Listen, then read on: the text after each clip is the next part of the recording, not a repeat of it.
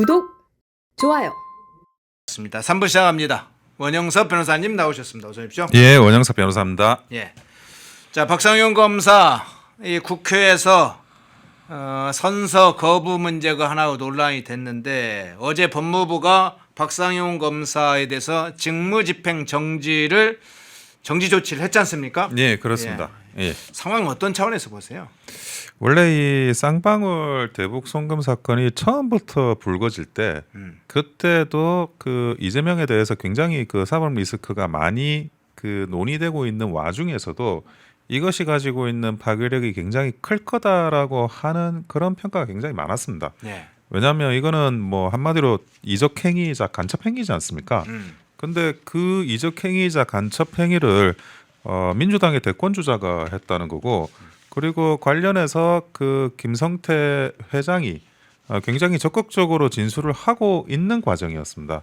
그러다 보니까 이것이 만약에 그 이재명에 대해서 유죄가 나온다고 하면 이거는 뭐 단순히 피선거권 박탈의 문제가 아니고 궁극적으로는 그 이재명이라는 사람의 그런 어떤 정치 생명 뭐 이것이 영구적으로 이게 끊어지는 그런 상황일 수밖에 없었고, 게다가 이 부분을 만약에 민주당이 옹호하고 들어갔다가 이것이 그 결국 그 뭐 유죄가 나온다든가 하게 되면 민주당이야말로 사실은 이적 단체가 되는 거예요.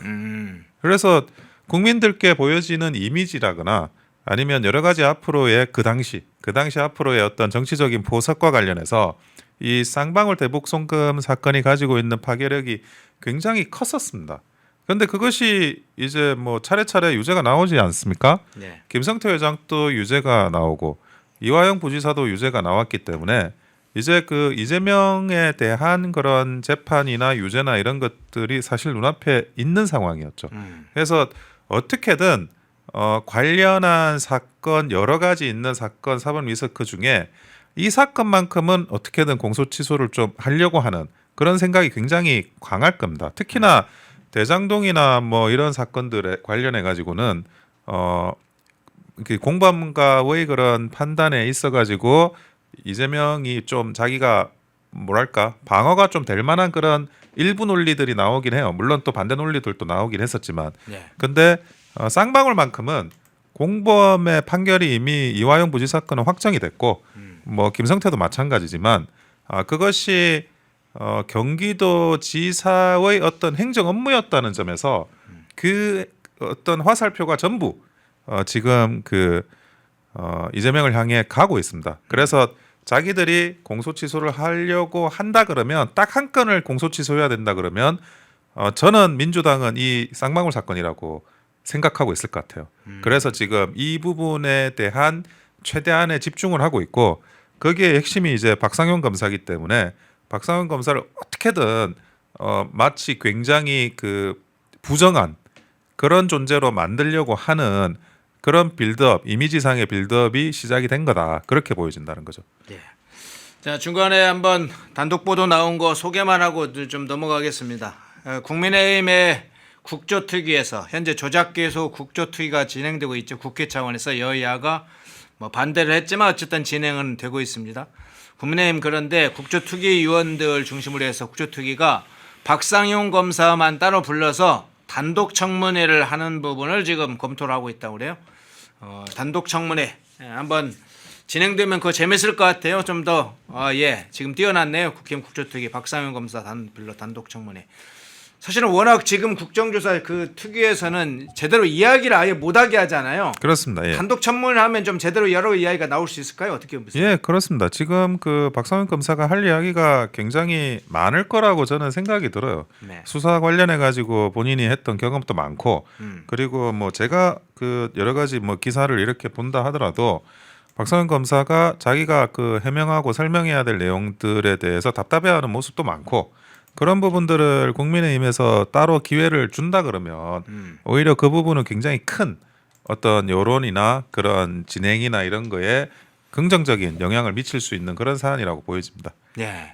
그런데 이 법무부에 박상용 검사 직무를 정지해달라고 요청한 게 구자연 검찰총장 직무대행으로 지금 알려졌잖아요. 네.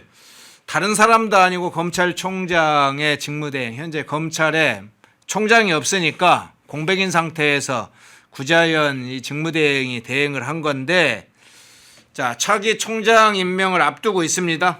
뭐 직무대행이 핵심 수사 인력의 손발을 미리 묶으려는 것인지, 조직 내부의 어떤 동의를 정상적으로 얻은 절차인지 여러 가지 의문이 나서고 있어요. 정치적 압박에 의한 굴복인지, 자신의 입신양명을 위한 것인지, 뭐 어떤 차원에서 이 부분을 좀 해석이 가능할까요?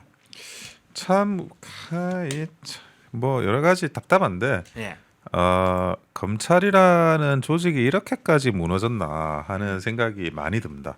무슨 말이냐면 검찰총장이라는 그런 그 존재는 사법 준사법 행위거든요. 이 수사와 기소라는 게 그런 준사법 행위를 검사들이 정말 공정하고 소신대로 할 수 있도록 그런 정치적인 외풍을 막아주는 게 그게 어떻게 보면 검찰총장의 업무거든요. 그런데 검찰총장 대행이라고 하는 이런 자가 오히려 그런 정치권의 외풍에 본인이 나서 가지고 그 통로가 되고 있는 거예요. 외풍이 막 불어오는데 이 방향으로 이 구멍으로 가시면 됩니다. 이렇게 지금 스스로 손들고 나선다는 거죠.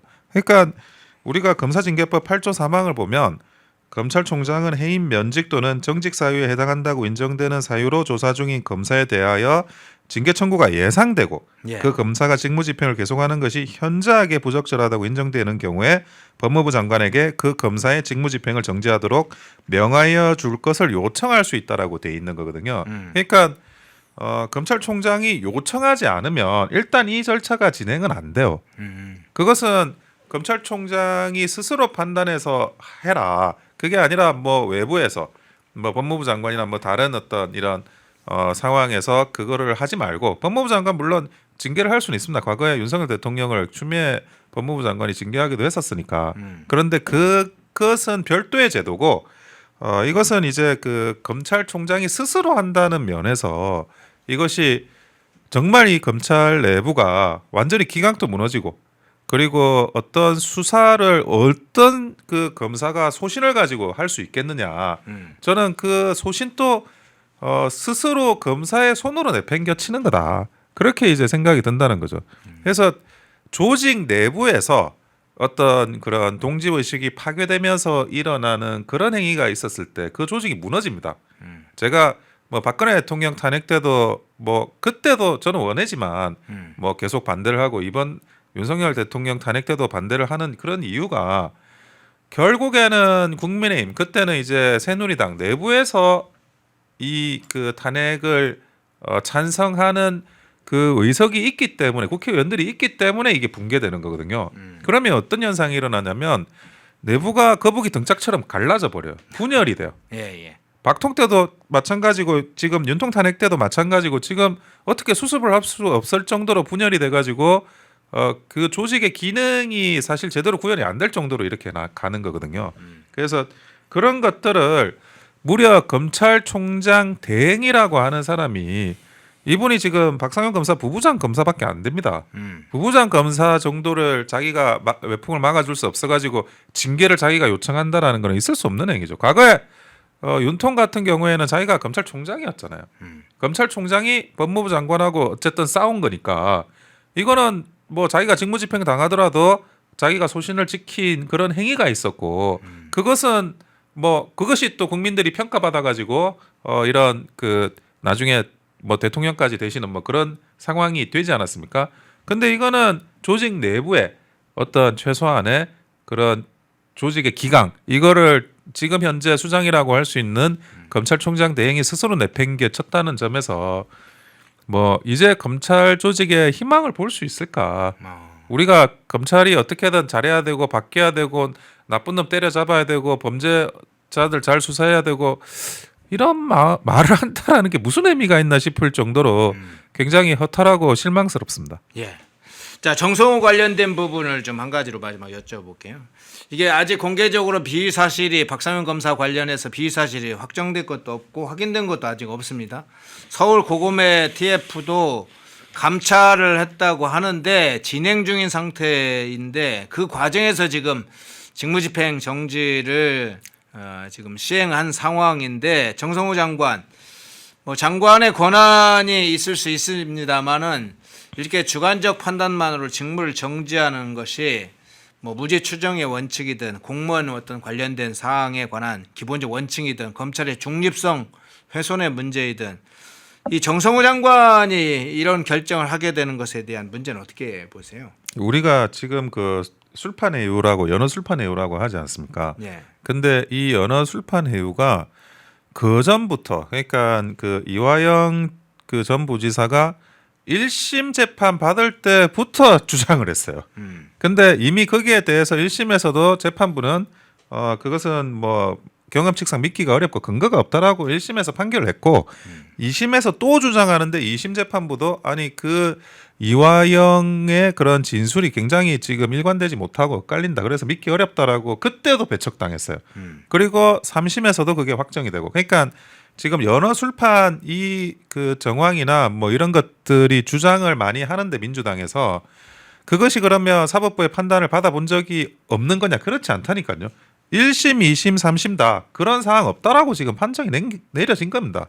그거를 다시 없는 거예요. 그래서 그럼 무슨 장성호 법무부 장관이 그러면 그런 상황을 다시 엎으려고 한다 그러면 이미 확정된 재판의 결과를 없는 거거든요. 그러면 굉장히 명확한 증거가 있어야 되지 않습니까? 근데 그 증거가 뭔지 모르겠어요. 아무리 찾아봐도 그 증거를 제시하지 않아요. 정황이 있었다? 아니 정황이 있었다 그렇다 하더라도 증거가 있을 거 아닙니까? 근데 그런 부분에 대해서 명확한 증거를 제시하지 않고 지금 진행하고 있고 그리고 박상용 검사하고 서민석 변호사의 녹취가 문제가 되지 않습니까? 예. 박상용 검사는 그 부분에 대해서 아니 일반적인 일반론을 이야기한 거다. 자백하고 선처를 호소하면 뭐 구형량이나 이런 걸 뭐 조정할 수 있는 거죠. 그거는 뭐 그 형법 체계, 형사소송법 체계 다 나오는 이야기입니다. 그리고 박상원 검사가 이야기하는 거는 또 일부 자기가 이제 그 서민석 변호사가 제안하는 거를 거절한 거는 짜집기 편집돼 가지고 빠졌다는 거고 심지어 그 녹취록에는 연어나 술이라는 단어가 나오지도 않습니다. 그러니까 도대체 이 연어 술판이 있었다는 게 어떻게 지금 확인이 되고 있느냐 전혀 없다는 거거든요. 근데 특히나 이제 그 제일 그쪽에서는 압박을 하고 있는 게 이 플리 바게닝을 한 거 아니냐라고 하는 건데, 근데 그 우리나라는 플리 바게닝이 없는 게 미국 같은 경우는 플리 바게닝이 있어요. 예. 형량을 거래할 수 있어요. 예. 미국은 검사의 구형량 이상을 판사가 선고할 수가 없습니다. 근데 우리나라 같은 경우에는 검사가 구형을 적게 하더라도 판사가 알아서 그 구형량보다 높게 선고할 수가 있어요. 올려친다고 보통 그러죠. 네, 그러니까 우리나라는 제도적으로 플리 바게닝이 존재할 수 없게 돼 있습니다. 대표적인 게 그 한덕수 전 총리에 대한 재판입니다. 네. 구형은 15년이었지만 실제로 선고형이 23년이 나오지 않았습니까? 그렇죠. 그런 것처럼 플리 바게닝이라는 게 존재할 수 없어요. 존재할 수 없기 때문에 그것을 가지고 마치 뭐 대단한 무슨 비위를 저지른 것처럼 박상용 검사를 몰아간다는 것 자체가 제가 볼 때는 이거는 뭐 정말 어떤 굉장히 악의적인 목적 그런 거 말고는 도저히 생각해 볼 수가 없는 거죠. 예. 목요일에 박상현 검사가 나오면 그거 추가적으로 한번 살펴보겠습니다. 오늘 원영섭 변호사님께서 쭉 중요한 부분 핵심적으로 잘 정리를 해주셨는데 그거 포함해서 한번 좀 다시 박 검사한테 한번 그 내용을 좀 들어보겠습니다. 주제를 좀 바꿔볼까요? 이제 청와대 앞에서 또 다른 세력들이 싸우는 양상인가요? 민노총 공공연대 노조가 기자회견을 했네요. 그 사진 한번 띄워주시겠어요?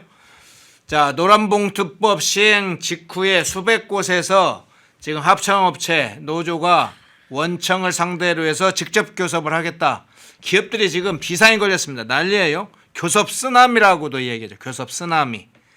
자, 이게 이제 국가기관으로까지 확산되는 상황인데 저 사진을 한번 보시면 자, 위에 써 있어요. 민주노총 민주일반연맹 공공연대 노동조합. 민주노총 공공연대 노조인데 자, 이제는 기획예산처 장관 나와라. 지금 하는 장관입니다. 지난번에는 아예 민노총에서 이재명 나오라고 그랬습니다. 협상장에. 자, 지금은 저게 이제 관련된 내용의 담당 부처가 기획예산처니까 기획예산처 장관 나와라 교섭을 하자 이런 상황으로 좀 확장되는 장면인데 어떻게 해석을 하십니까? 이게 그 지금 현재 노란봉투법의 문제인 거잖아요. 예. 이 노란봉투법 제2조 제2호에는 실질적이고 구체적으로 결정할 수 있는 지위에 있는 사람이 사용자가 된다라고 돼 있어요. 그래서 그 사용자성의 범위를 굉장히 크게 이제 확대를 하는 거거든요. 근데 현재는 이제 개별 기관이나 이런 그 교섭권을 존중을 해야 되는데 즉 그 공공기관 같은 경우에는 공공기관 예산운영 지침이라는 게 있습니다. 이 공공기관 예산운영 지침을 기재부가 정하는데 그러면 이 예산운영 지침에 따라서 모든 게 뭐 근로조건이나 이런 게 결정이 되니 실제로는 실질적이고 구체적으로 결정할 수 있는 지위의 사용자라는 거는 기획예산처 장관이 되는 거 아니냐 네. 이런 지금 그 주장을 하는 거고 이 부분에 대해서 뭐 다르게 판단할 수 있을까? 오히려 이재명 정부는 모범 사용자가 되겠다. 자기들이 이제 통과시킨 법이니까 그걸 뭐 아니라고 말할 수도 없고 그런 지금 이야기를 하고 있는 거죠. 그러면 모든 사람들이 각 부의 이제 장관 또는 이제 기획예산처 같은 경우에는 뭐 어쨌든 예산운영 지침이 있으니까 다 가가지고 이제 교섭을 요구할 수 있는 거예요. 근데 여러분들이 그 오해하시면 안 되는 게 교섭을 요구할 수 있는 거는 단순한 뭐 집회가 아닙니다. 우리가 집회 시위에 관한 법률에 따라 가지고 집회 신고하고 플래카드 걸고 뭐 임금 인상해달라, 임금 인상해달라 이렇게 요청하는 집회로 끝나는 게 아니에요. 무슨 말이냐? 교섭을 거부를 하면 정당한 교섭권을 가지고 있는 요청을 할 수 있는 사람의 교섭을 거부하게 되면 형사처벌을 받게 돼 있어요.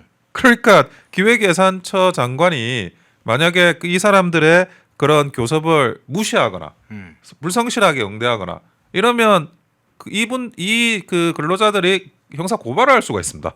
마찬가지예요. 다른 모든 기관들도 고발을 할 수 있어요. 근데 그리고 지금 뭐 대법원 판례나 이런 것도 나와보지 않았으니까 결국 고발을 하고 그 고발이 대법원에서 어떻게 확정되는지를 봐야 되는 상황이 돼버린 겁니다. 그래서 그 결국에는 이 민주당이 그 노조한테 자기들이 정권이 뭐 어쨌든 교체되고 나서 자기들이 할 수 있는 뭐 어떤 떡을 준 거잖아요. 예. 근데 그 떡을 주는 이 과정에서 말도 안 되는 정말 그 노란봉투법의 개정이라는 걸 줬고 그래서 모든 어떻게 보면 원청만뿐만이 아닌 정부 기관의 모든 기관장 장관들까지도 이런 그 노조의 대상 교섭의 대상이 돼야 되는 상황에 시달리는 거죠. 그러니까 한마디로 교섭을 거부했다 그러면 또 형사고발 들어가고 너 왜 나하고 교섭 안 해줘? 네네. 내가 교섭권이 있는데 지금 이런 상황이 돼버린 겁니다. 예. 노조가 조금 더 그러면 예. 제가 조금 확장을 해서 한번 여쭤볼게요. 민노총이 지난번에 정부가 이제 스스로 이런 얘기했습니다. 모범 사용자가 되겠다. 정부도 사용자이니까 그 중에 좀 좋은 모델인 모범 사용자가 되겠다 이렇게 선언을 한 바 있어요. 역으로 이제 민주노총은 공공기관의 사용자성을 근거로 해서 진짜 사장인 이재명이 직접 교섭에 나와라. 뭐 이재명이라고 하지 않고 이재명 대통령이라고 하긴 했습니다.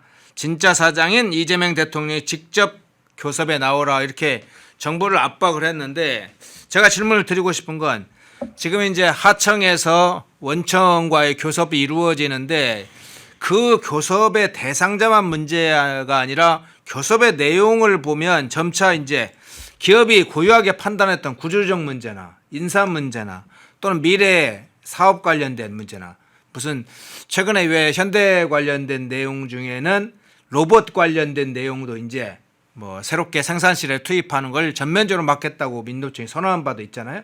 그러면 전반적으로 기업이 하는 걸 다 지금 노조가 관여하는 그 스스로 문을 열어준 셈이 지금 된 셈인데 이게 국가 단위로 국가기관 단위로 넘어오면 이제 국가 정책 운용 이런 문제까지 이 민주노총 산하에 있는 공공연대 조직 같은 국가직 공무원들이 지금 나서겠다. 그 노조가 나서겠다. 국가 운영을 민노총이 하겠다는 것이냐 이 상황까지도 예측을 해야 되나요? 어떻게 보시나요? 지금 그 노조의 권한이 점점 강화되어 오지 않았습니까? 예. 그러다 보니까 민간 기업에서도 근로 조건 향상을 위한 투쟁에 그치지가 않는 거예요. 그러니까 경영상의 아주 핵심적인 부분, 방향성 이런 것들도 전부 이제 노조의 그런 뭐 마치 동의를 구하라는 식으로 지금 흘러가고 있습니다. 아까 말씀하신 그런 민간 기업의 여러 가지 사례들이 있지 않습니까? 근데 민간 기업이라고 하면 물론 그것은 어쨌든 민간이 자체적으로 뭐 해결해야 될 문제라고 치부할 수도 있겠지만 네. 이게 공공으로 들어오면 그게 완전히 다른 거예요. 왜 그러냐? 공공으로 들어오게 되면 공공의 정책이란 게 있을 수가 있고 그것을 마치 그 노조가 자기가 뭐 어떻게든 뭐 그거에 연결을 시켜가지고 진행을 하게 되면 공공 정책이라는 게 마치 변경될 수도 있고 또는 진행이 안 될 수도 있는 거지 않습니까? 근데 우리나라는 민주공화국이지 않습니까? 민주공화국은 결국 이제 뭐 민주주의 선출직으로 뽑힌 이런 사람들 또는 이제 뭐 제반 직업공무원 제도에 의해서 뒷받침되는 그런 조직들 그리고 헌법에 따라 가지고 각 부의 기관 이런 것들을 각자 적재적소에 활동할 수 있도록 그런 민주적 정당성과의 그런 균형을 잡으면서 정책을 꾸려나가라고 하고 있는데 노조가 그 정책에 개입을 한다 그러면 이거야말로 반민주적이고 반헌법적인 그런 상황이 될 수밖에 없다는 거죠. 근데 그것이 지금 민간 기업을 지금 노조가 좌지우지하는 이런 행태를 보면 그 노조가 실제로 공공기관에 있는 정책도 좌지우지하게 될 수 있는 그런 가능성이 굉장히 높다는 겁니다.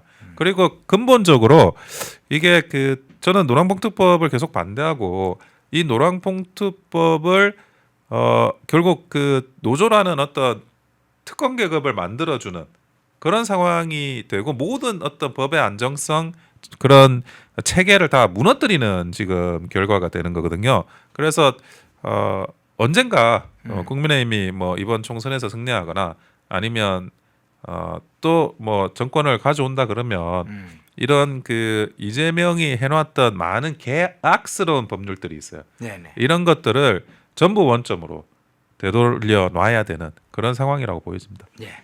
그 장면 민노총에 깊숙하게 국가 기관으로 침투하고 있는 장면, 뭐 국가 안보까지도 걱정되는 상황까지로 점점 갈 것 같아요. 그 장면 좀 살펴봤고요. 자, 최고 가격제 석유 최고 가격제 이후에 기름 소비량이 늘었을까요, 줄었을까요? 그거 한번 좀 살펴보겠습니다. 사실은 어떤 것의 의도가 결과가 반드시 그 의도대로 나오는 것은 아니죠. 반대로 나오는 경우도 많이 있죠. 자, 그러면 이재명이 석유 최고 가격제를 쓸 때는 기름 소비량을 수요를 억제하기 위한 것을 목표로 했을 텐데, 자, 결과 한번 보겠습니다. 그거 지금 한번 띄워주시죠. 예. 이재명 정부가 석유 최고 가격제 시행 후에 휘발유 소비량 20% 넘게 폭증했다는 결과가 나왔습니다. 24.7%로 나왔어요. 그러니까 가격을 누르고 소비 또는 수요를 억제하면 에너지가 절약되고 소비가 줄어들면 뭐 소비량이 줄어들 거다. 그런데 역설이 나와졌네요. 어떻게 이 상황을 보세요? 그러니까 우리가 그 시장에 개입한다 네. 이런 걸 굉장히 쉽게 생각하는 경우가 많아요. 특히나 늘공 출신들이 그런 시장에 대한 개입을 굉장히 필요하다고 생각하는 경우도 많고. 네. 그런데 정치는 과거에는 그랬습니다. 정치라는 게 그 정치의 그 정자가 이렇게 채찍으로 사람을 때리는 그런 한자 모양이거든요. 근데 그건 뭐냐?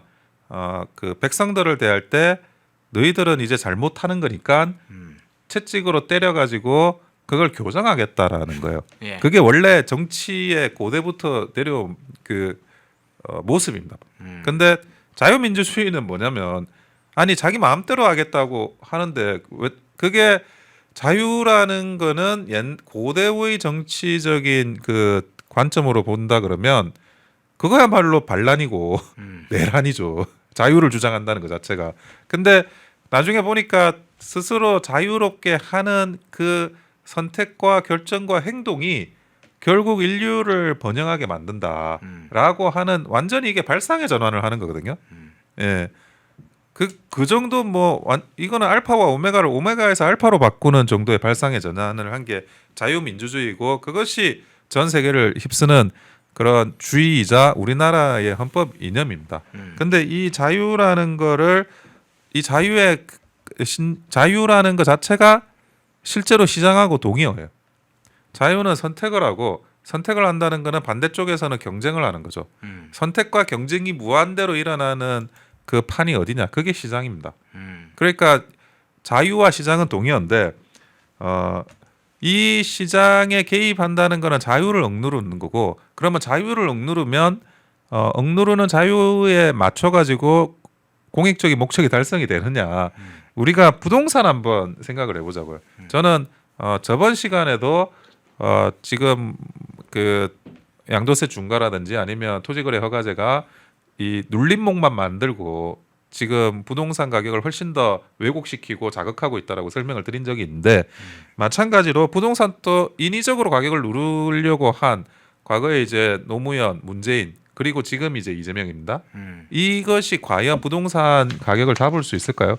이 무질서와 혼동을 더 폭발시켜 버리는 상황이 되지 않을까요? 실제로 노무현 때도 그랬고 문재인 때도 그랬어요. 이재명 때도 저는 마찬가지라고 생각하는데 그러면 부동산이 아니라 석유가 되면 어떻게 될까?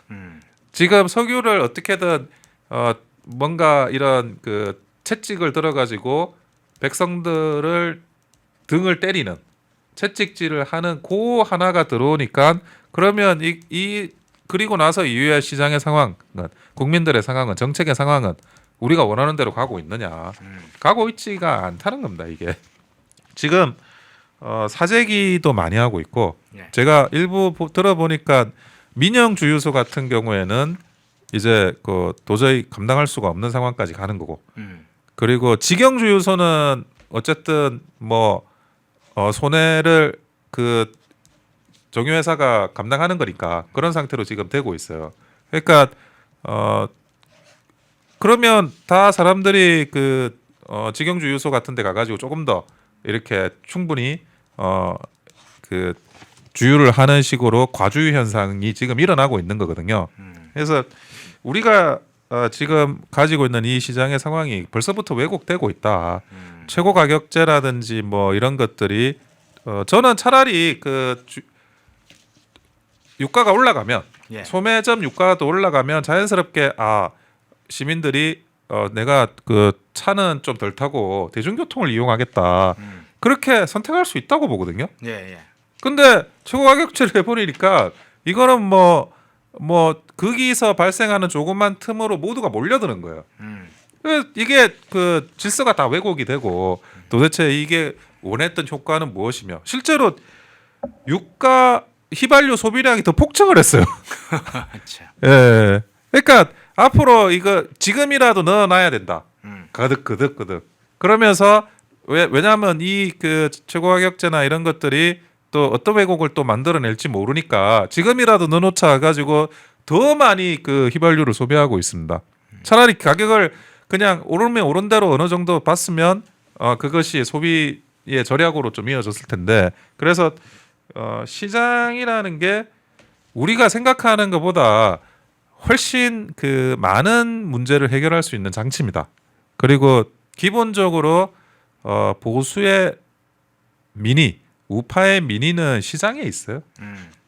그리고 시장이 가지고 있는 그런 한 명 한 명 시장 참여자의 판단이나 결정, 자유로운 결정이 결국에는 나라를 성장시키고 번영시킬 수 있는 그런 밑거름이 된다는 생각을 우리 보수파 정치인들도 좀 항상 했으면 좋겠습니다. 예.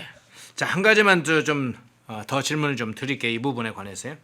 자, 지금 말씀하신 부분에 관해서 이미 야당도 그렇고요. 한국은행과 전문가들이 정부가 석유 최고 가격제를 이 제도를 도입하기 전부터 경고를 한 바 있습니다. 어떻게 경고했느냐? 석유 최고 가격제를 시행을 하게 되면 초과 수요가 발생한다. 오히려 수요가 늘어날 것이라는 경고를 즉 예고를 한 바 있어요. 정부 뜻대로 그렇게 누른다고 그냥 눌러지는 것만 아니다. 다른 부작용과 함께 반작용이 일어난다. 뭐 이런 것도 이야기를 했는데 결국은 이재명 정부가 아무런 시뮬레이션 없이 즉 충분한 검증 없이 그냥 밀어붙여 버렸는데 이 상황에 대해 정부의 이제 이런 판단, 이런 정책 판단을 이런 방식으로 하는 문제 어떻게 보는지 하나하고, 또 하나는 결과적으로는 이 최고가격제 역설로 인해서 휘발유, 경유 소비 폭증이 일어나면 당연히 운송비, 물류비 부담이 일어나는, 연쇄적으로 이 유가가 통제가 돼서 유가만이 아니라 다른 어떤 물가 같은 게 안정되는 게 아니라 물가가 오히려 체계에 이런 혼선을 주는 양상으로 발생시키고 있네. 결과적으로는 정부의 이런 이상한 석유 최고가격제 같은 제도를 결국 시행함으로써 오히려 물가도 폭등시키는 이런 연쇄 부작용들을 정부가 주도하고 있다는 이 상황, 어떤 차원에서 평가하세요? 최고 가격제를 하게 되면 어쨌든 그 일정 금액 이상을 못 올리게 되고 네. 그 손해는 어떤 식으로든지 그 어딘가로 전가가 돼야 됩니다. 그 전가 과정에서 각자 뭐 손해 보고 싶은 주체들이 있을 수는 없잖아요. 네. 그 손해를 어떻게 그러면 해칭을 하느냐 문제. 그것 때문에 어딘가에서는 아주 부당한 그런 경제적인 상황이 발생할 수밖에 없어요. 그게 그 구멍이 어딘지는 조금 더 지켜봐야 되겠지만 그거는 예측될 수밖에 없는 거고. 그리고 이재명 정책의 가장 큰 문제점은 네. 그 이재명이 너무 뭐랄까 이 지방선거를 의식하고 조급하게 하는 부분도 있는데 이재명이 한다라는 걸 남기고 싶어요. 예, 모든 게 사실 대부분 약간 그런 식이에요. 이재명이 내가 한다. 근데 그 지도자라는 거는 결국에는 대한민국만 하더라도 너무나 복잡한 사회입니다. 너무나 복잡다단해가지고 전문가한테 위임해서 그런 지도력을 이제 발휘를 해야 될 텐데, 근데 이재명은 일단 뭐 이것도 굉장히 인기 영합주의고 포퓰리즘인데, 이거는 내가 하는 거야. 이거에 대한 강박증이 굉장히 심해요. 가격도 사실 뭐 유류세 인하나 이런 걸로도 할 수 있는 걸 가지고, 유류세 인하를 하면 기본적으로 민간에 있는 주체들 사이에서는 왜곡은 안 일어나요. 세금이 좀 적게 뭐 걷어질 수는 있겠지만, 근데 그거를 하질 않고 최고 가격제를 해버리니까 그거 이 휘발유 가격 깎아준 거 나 이재명이야를 외치고 싶은 거야. 네. 그러니까 이런 식의 뭐랄까 좀 저급한 인기 영합적 포퓰리즘을 계속 이렇게 하는 과정에서 어딘가에서는 그 이 예상치 못한 돌멩이에 맞는 개구리들이 막 발생하기 시작하는 거거든요. 그래서 조금 그래도 일국의 대통령인데 그것을 뭐 대통령이 더 인기가 있으면 좋겠지만 그래도 전체적인 그런 상황을 보면서 가장 적합한 그런 정책이 뭔지를 좀 살폈으면 좋겠다. 지금 대통령이 무슨 그 연예인 인기 가수 뭐 그런 건 아니지 않습니까? 예, 본인의 판단에 많은 국민들의 그런 생활이 달려 있다는 책임감을 느껴줬으면 좋겠습니다. 예. 자, 마지막으로 이 주제를 마지막으로 좀 해보겠습니다. 개헌 문제 이야기를 좀 한번 해보겠습니다. 개헌 문제 역시 이제 개헌 추진하는 의도가 있으니까 그 상황도 한번 염두에 두고 한번 살펴보겠습니다. 일단 이 개헌이 이재명이 6일, 그러니까 어제죠, 국무회의에서 6.3 지방선거 동시에 개헌 국민투표 이 공관을 의결했습니다. 지방선거와 함께 이 개헌안을 투표하겠다, 국민투표 방식으로 붙이겠다 해서 공관을 의결을 했는데, 어쨌든 이재명은 형식적으로는 단계적 개헌을 주장을 해요. 그러면서 이번 개헌안은 5.18 민주화운동과 부마 민주화운동의 민주 이념의 헌법 전문 수록, 지역균형 발전 명시, 대통령의 비상계엄 선포에 대한 국회 성원권 도입, 국회 계엄 해제 요구권을 계엄 해제권으로 격상시키는 내용, 국민의힘이 빠진 일부 이제 야당을 포함한 범여권이 합의한 그 내용을 이제 이번에 국무회의에서 국민투표 공관으로 지금 의결한 사항이 알려져 있는데, 이 단계적으로 개헌하겠다는 이재명의 노림수도 그렇지만 여권의 범여권의 이 개헌 추진 현황 어떤 차원에서 보세요? 이게 지금 개헌의 중요한 부분 한 세 가지 정도인 것 같아요. 네. 전문에 5.18이나 부마항쟁을 넣는 거, 그리고 지방 분권을 넣는 거, 그리고 계엄 조건이나 이런 것들에 대해서 좀 강화하는 거, 뭐 이런 건데, 뭐 우선은 전문부터 제가 좀 말씀을 드리면 예. 우리나라 헌법의 전문이 굉장히 명문장이긴 한데 굉장히 왜곡돼 있어요. 예, 그 왜 그러냐면 미국 수정헌법도 전문이 있고 프랑스도 전문이 있습니다. 독일도 전문이 있어요. 구체적인 역사적인 사건을 넣는 전문은 없어요. 사건을 넣는 건 없다. 예, 예, 예. 미국도 미국 독립혁명을 넣지 않고요. 네. 프랑스도 프랑스 혁명을 넣지 않습니다. 예, 사건이 없어요. 역사적인 사건을 넣는 게 아니에요. 그러니까 헌법이란 건 기본적으로 추상화를 시키는 거고 규율화를 시키는 거기 때문에 굉장히 추상적으로 만들어요. 그래서 뭐 우리가 노무현 정신이다 그런 식으로 넣지 않아요. 노무현 정신 뭔데? 그러니까 그런 걸 넣지 않는 게 원래 헌법의 전문이거든요. 근데 우리나라는 그러면 왜 전문에 역사적인 사건이 있느냐?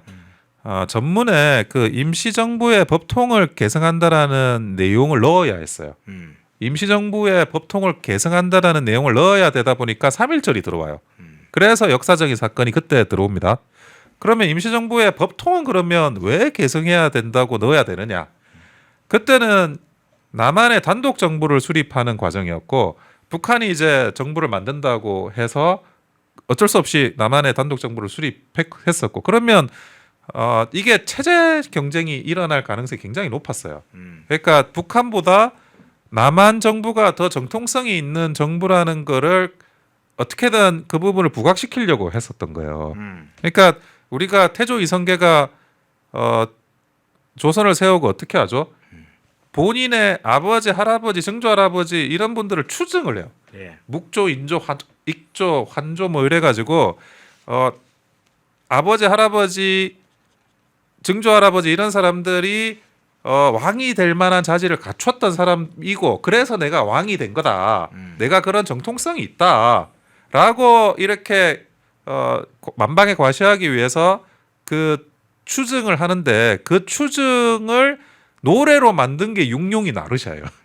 그렇잖아요. 그러니까 그러면 우리도 사실 그 전문이 가지고 있는 기능이 어떤 규범성을 높이겠다라는 게 아니고 그 남한 정부가 얼마나 정통성이 있어 이거를 강조하기 위해서 넣은 건데 그것이 저는 뭐 이제는 그럴 필요가 없지 않냐는 거예요.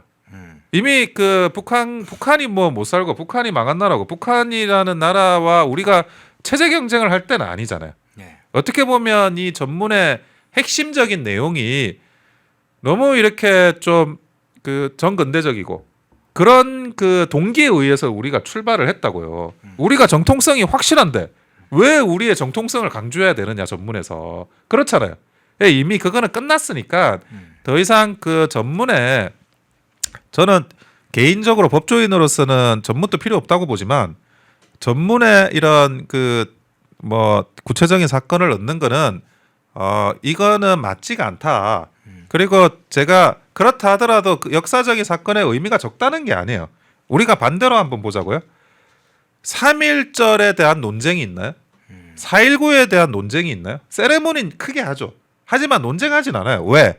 그게 헌법에 들어가서 그래요. 5.18 논쟁이 있죠. 저는 5.18이 민주화 운동이라고 생각합니다. 그리고 북한군 투입순이나 이런 거는 제가 믿지 않아요. 그러나 이런 논쟁 속에 그 역사적인 사건은 생명력을 갖는 거예요. 어떤 그 역사적인 사건도 그래서 성역화가 되면 안 되는 겁니다. 그러니까 역사란 무엇인가에 뭐 E.H. 카가 하는 이야기가 있잖아요. 역사는 과거와 현재의 대화라고. 근데 이미 그 역사적인 사건이 전문에 들어가는 순간 박제화돼요.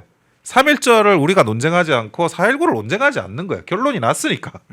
그래서 연구도 잘 안 해요, 사실 그 학자들이. 근데 그게 뭐 부망쟁이든 그 5.18이든 그 역사적인 의미를 낮췄다는 게 아니라 역사적인 사건은 성역화되면 그 오히려 자신의 생명력을 잃어버리기 때문이다. 그래서 저는 그 역사적인 사건을 전문에 넣는 것도 반대하고 전문도 사실은 이제는 폐기를 해야 된다. 만약 개헌 논의가 있다 그러면 그런 말씀을 일단 드리고 네. 지방분권 문제가 있는데 지방분권은 우리가 지자체를 한다고 이미 했잖아요. 그거는 지방자치 정치를 한다는 거예요. 근데 분권은 거기에서 또 뭐냐? 지자체가 많은 권한을 가져야 되는 거냐? 여러분, 그 권한이라는 게 두 가지가 있는데 하나가 인사고 하나가 예산이에요. 우리가 지방자치 제도를 쓰고 있기 때문에 선출직으로 각자의 인사를 지자체장을 그 투표로 뽑습니다. 인사는 분권화가 됐어요. 그러면 지방 분권을 완성시키려고 하면 뭘 해야 되죠? 예산의 분권이 되는데 지방자치 단체의 파산을 우리가 인정할 수 있나요? 재정을 내가 지자체가 내가 내 마음대로 재정을 쓰겠다. 그러면 거기에는 권한도 있지만 책임이 있는 거예요. 당연히요. 예. 그러면 내가 그러면 그 벌지도 못하는 세수도 없는 그런 시골이나 이런 지역은 어떻게 되는 거죠? 대부분 그 모든 지자체가 자기가 충분한 세수를 가지고 있지 못합니다. 그런데 내가 쓰기만 쓴다. 그러면 100% 파산하는 거예요. 원래 그 서구나 그리고 일본 같은 경우는 봉건제를 했어요. 영주가 있고 그리고 일본만 하더라도 다이묘가 있기 때문에 해당 지역에 대한 그 지방자치가 그때부터 오래전부터 진행이 되고 거기에 대한 재정도 그 지자체가 책임을 지는 거예요. 네네. 그래서 미국도 지자체가 파산제도가 있고 유럽도 파산제도가 있고 그리고 일본도 파산제도가 있는데 파산을 이름만 최근에는 변경했어요. 근데 우리가 어디 저기 전라도 해남이나 아니면 뭐 저기 강원도 영월이나 파산시킬 수 있어요? 지자체를? 없지 않습니까? 그리고 이 지방분권이 왜 이게 연속해서 들어오냐면 이거는 이재명이 자기가 지방분권 이야기를 해서 그래요. 근데 이재명이 지방분권을 한 거는 왜냐? 성남시니까 그런 거예요. 경기도니까 그런 거예요. 성남시가 우리나라에서 가장 부유한 지자체입니다. 경기도가 우리나라에서 광역 중에 가장 부유한 지자체예요. 거기서 말하는 지방분권은 지역 이기주의예요. 돈이 많으니까. 그래서 이재명이 했던 지역화폐도 굉장히 이게 지역 이기주의인 게 지역화폐를 발행을 하면 그 화폐를 들고 지자체 밖으로 나가지 못하잖아요. 이 부자 지자체인 성남시 밖으로 돈을 쓸 수가 없는 거예요. 그렇게 지역 이기주의를 마치 지방분권이라고 주장을 해놓고는 그걸 우리 헌법에 박읍시다라고 하는 거는 그거야말로 굉장히 모순되고 사악한 거죠. 그래서 재정분권이 없이는 지방분권이 되지 않는데 재정분권이란 건 결국 지자체의 파산을 인정해야 되는데 우린 그럴 수가 없다. 그리고 근본적으로 우리나라는 여러분이 생각하는 것보다 또 한편으로는 더 작아요. 네. 캘리포니아보다 훨씬 작아요. 그 캘리포니아는 뭐 나라는 아니니까. 근데 캘리포니아 의회가 그 주 의회가 170명입니다. 우리나라의 그 캘리포니아보다 작은 나라에서 얼마나 이 선출직이 많으며 그리고 그런 잘게 쪼개져 있는지를 한번 생각을 해봐야 돼요. 그래서 크게 그룹핑을 해야 됩니다. 그래서 저는 지역의 통합을 한다. 뭐 TK 통합 또는 이제 뭐 전라도 광주 통합 그리고 뭐 충청 통합이 있잖아요. 그거는 그 방향인 거예요. 그래야지 이렇게 그 저출산에 뭐 여러 가지 있는 상황에서 좀 그 공무원 수도 줄이고 비효율도 줄이고 하려면 통합을 해 나가야 되지 쪼개면 안 된다는 거예요. 그래서 그런 방향으로 한번 생각을 하면 오히려 여기서 말하는 지방분권은 이게 도대체 디테일하게 뭘 담으려고 하는지 모르겠지만 이거는 나라를 그러니까 뭐 방향성에 180도 다른 방향을 가고 있다. 그러니까 제가 이 논의들이 말은 된다 그러면 다른 이야기를 하겠어요. 근데 전문에 역사적인 사건을 얻는 거나 아니면 지방분권을 하겠다는 거나 우리나라가 가야 될 헌법적인 방향과 또는 지방자치 제도의 방향과는 반대로 가는 거기 때문에 이 내용을 저는 반대를 하는 거예요. 그런 말씀을 좀 드립니다. 예.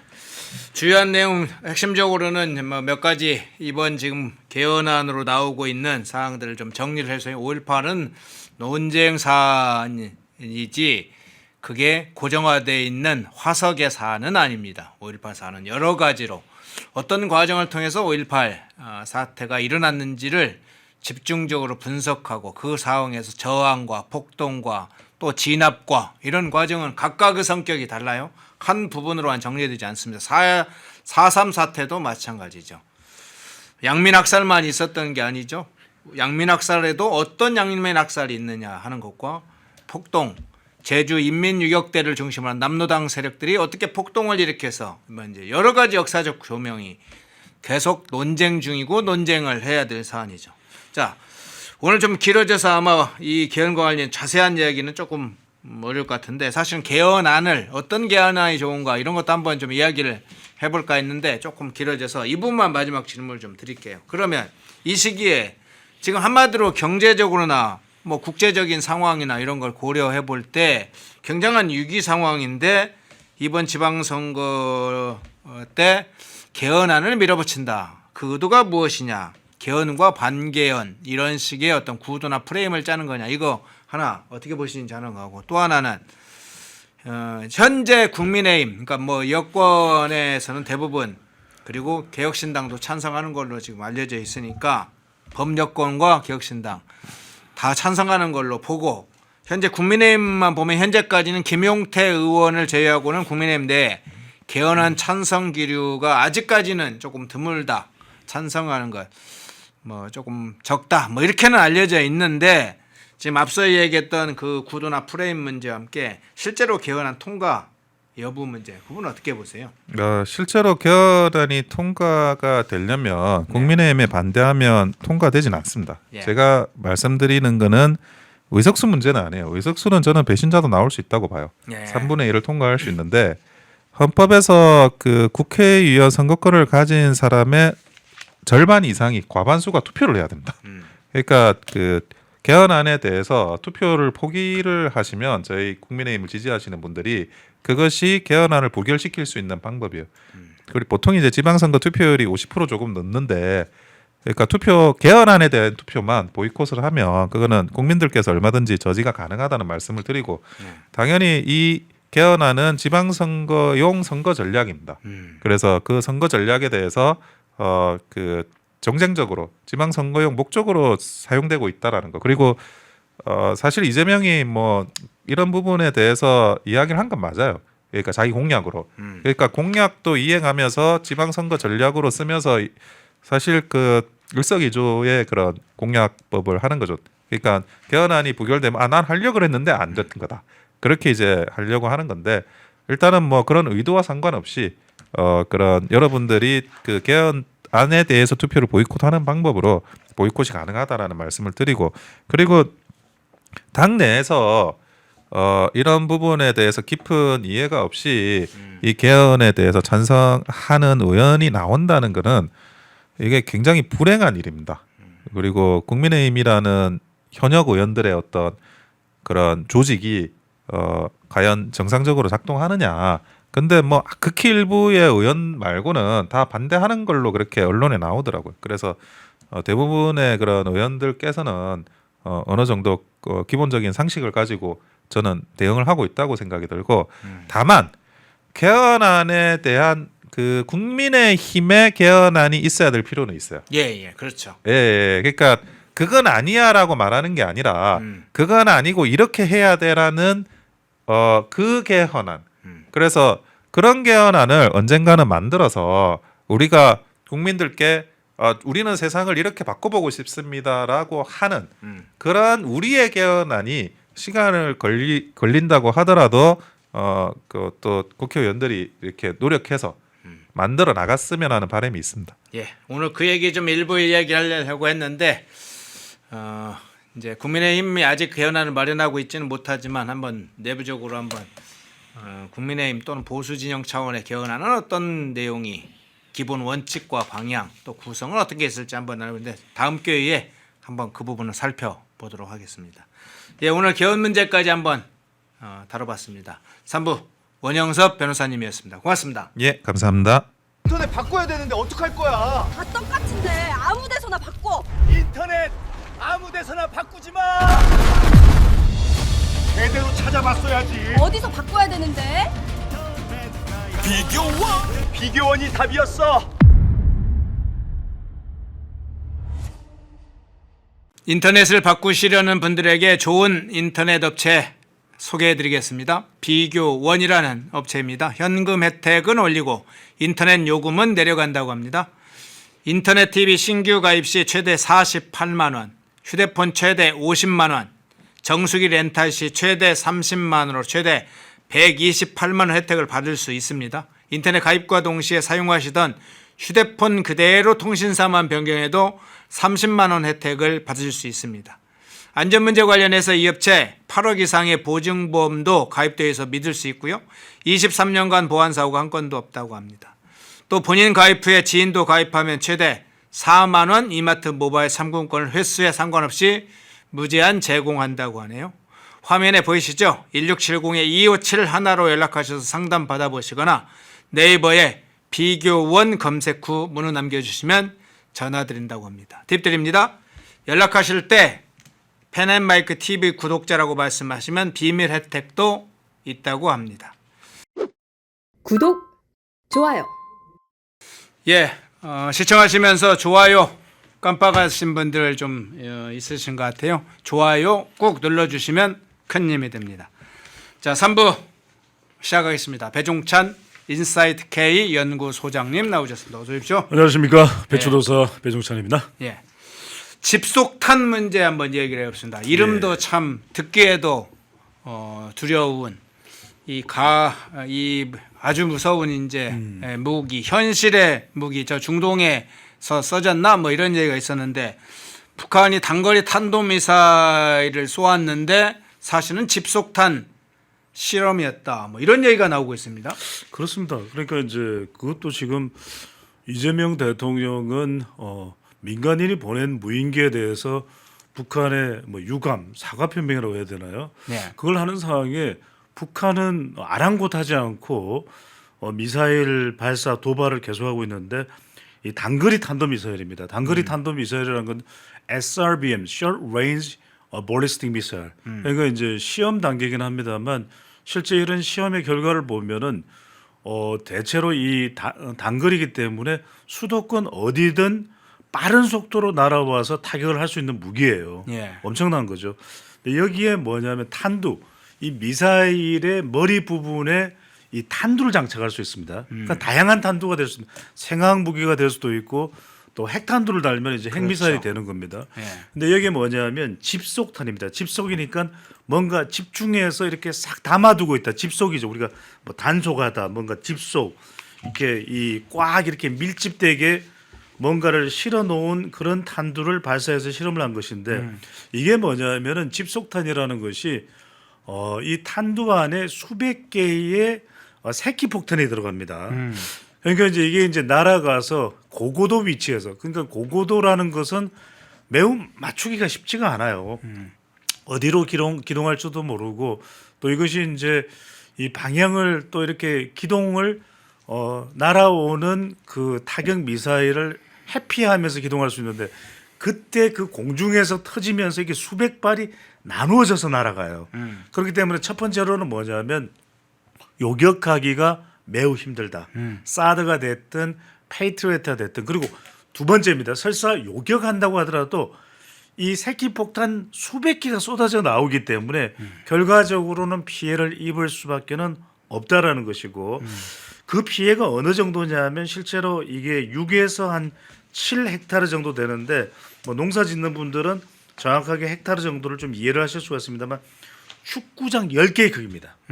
축구장 여러분들 조기 축구할 때 또 학교 운동장 아시잖아요. 네. 축구장 10개가 초토화됩니다.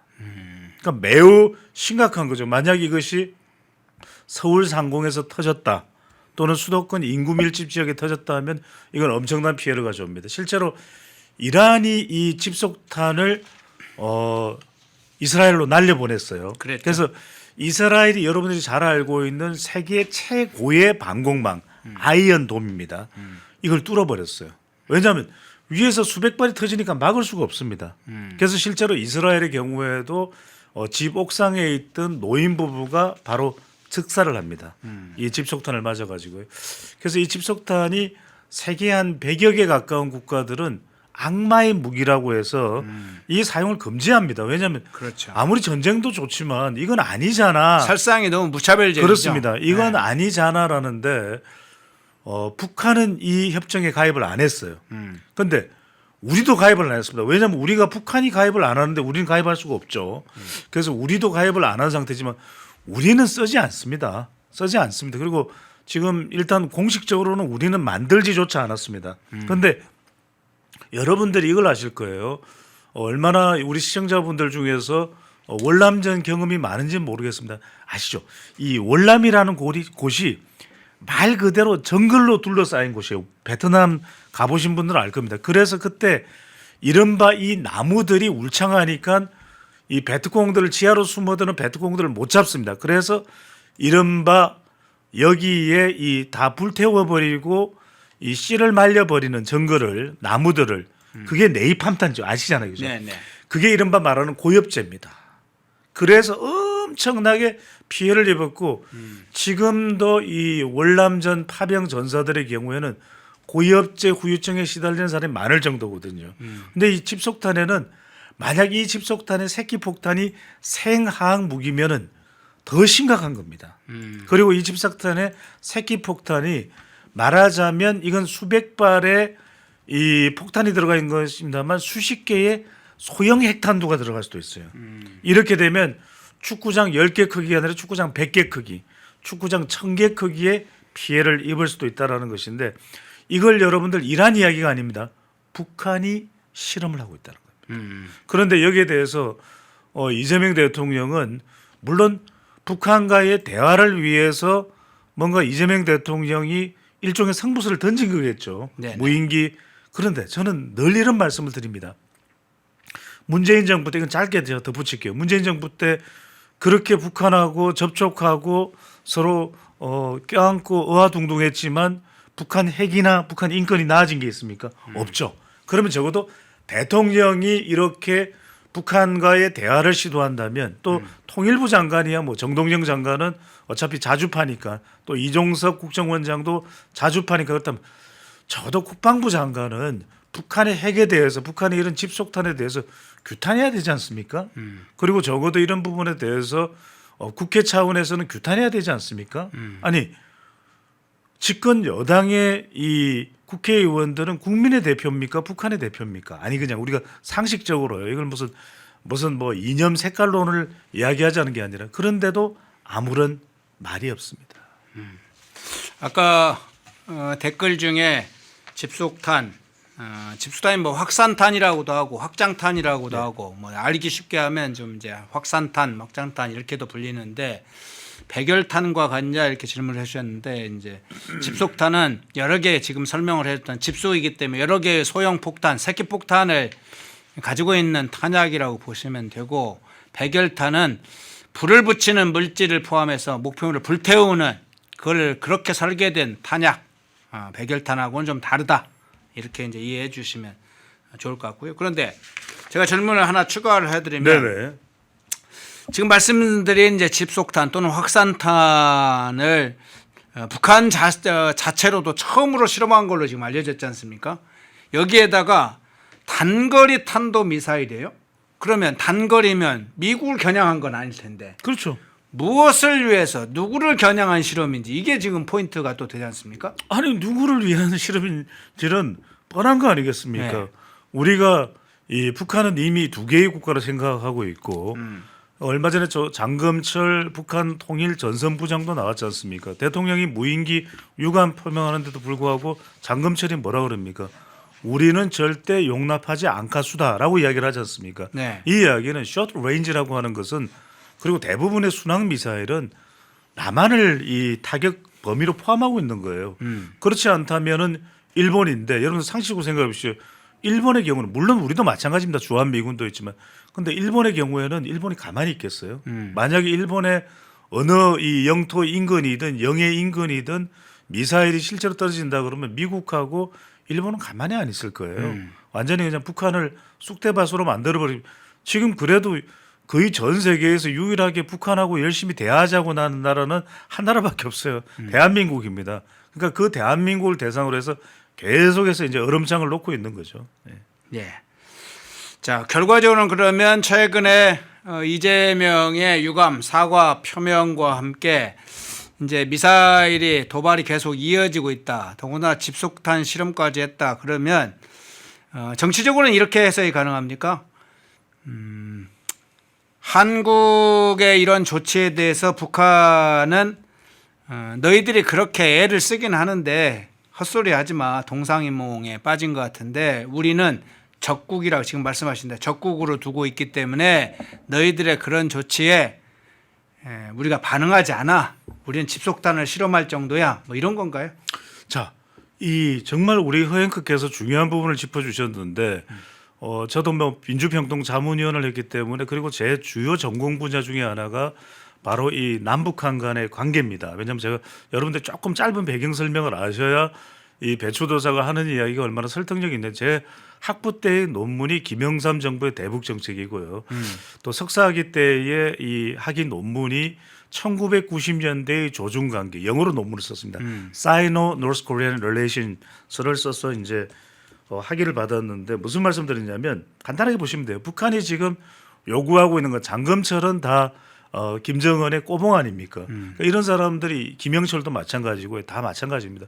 근데 이런 사람들이 김정은과 김주애의 마음을 읽었을 때 원하는 건 두 가지. 하나는 핵 인정.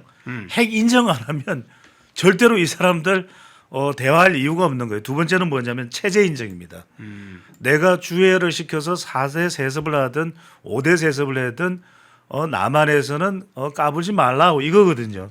이게 인정 안 되면 말할 이유가 우리와 대화를 할 이유가 없는 것이고 그거는 왜냐하면 든든한 뒷배가 있는 겁니다. 어디 북중러 최근에 북한과 중국 사이에 새 다리가 건설됐죠. 새 다리가 이제 건설 거의 뭐 완공 단계로 알고 있습니다.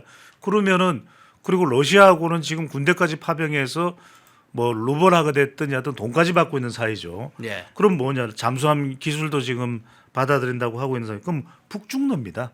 그러면은 우리하고 그래도 대화할 좀 이유가 있지 않을까 생각하는데 아닙니다. 통미봉남이죠. 미국하고는 대화할 생각이 있다. 이미 그걸 간파하고 이재명 대통령도 지난해 8월에 미국에 갔을 때 뭐라고 그랬습니까? 미국이 피스메이커, 우리는 페이스메이커. 이게 북한의 속뜻인 거죠. 네. 자, 다른 장면으로 한번 현안으로 넘어가 볼까요? 김지미 특검보 이야기가 지금 화제가 되고 있습니다. 이 권창영 특검팀, 그러니까 종합특검팀이죠. 그 안에 권창영이 특검이고 특검보 김지미 특검보가 있는데 우리 출연하는 김지미 변호사는 아니니까요. 그 뚜렷한 논리와 애국정신을 가진 김지미 변호사는 아니니까 동명이인 김지미 특검보 지금 사진에 이제 화면에 떠 있네요. 김어준 뉴스공장에는 또 하나의 방송 프로그램이 있죠. 정준희의 논이군요. 정준희의 논 위에 논이라고 써 있네요. 논하다 뭐 그런 뜻인 것 같습니다. 예, 거기에 출연을 했어요. 그래서 저희 출연해 가지고 특검보가 수사 대상과 상황을 사실상 브리핑을 했다 이런 얘기가 나와서 야 어떻게 저런 망동을 하나 이렇게 생각도 해봤는데 저 상황 저 장면 어떻게 평가를 하세요? 진짜 아연실색이죠. 오늘 이제 제가 드리는 사자성어는 그냥 아연실색이라고 보시면 돼요. 그러니까 정상적으로 돌아가지 않는 거죠. 근데 비정상을 정상화, 비정상의 정상화라는 것이 비정상적인 게 정상화된다는 것이 아니라 비정상적인 걸 정상적인 것처럼 인식한다라는 거예요. 네. 이 착시한다라는 거예요. 그 말씀을 드리고 싶고 그 네 글자는 아연실색입니다. 아연실색. 무슨 말씀이냐면 우리는 항상 어떤 이슈가 있든지 어떤 이 행동이 있을 때는 적공을 따지면 돼요. 적절성과 공정성을 따지면 돼요.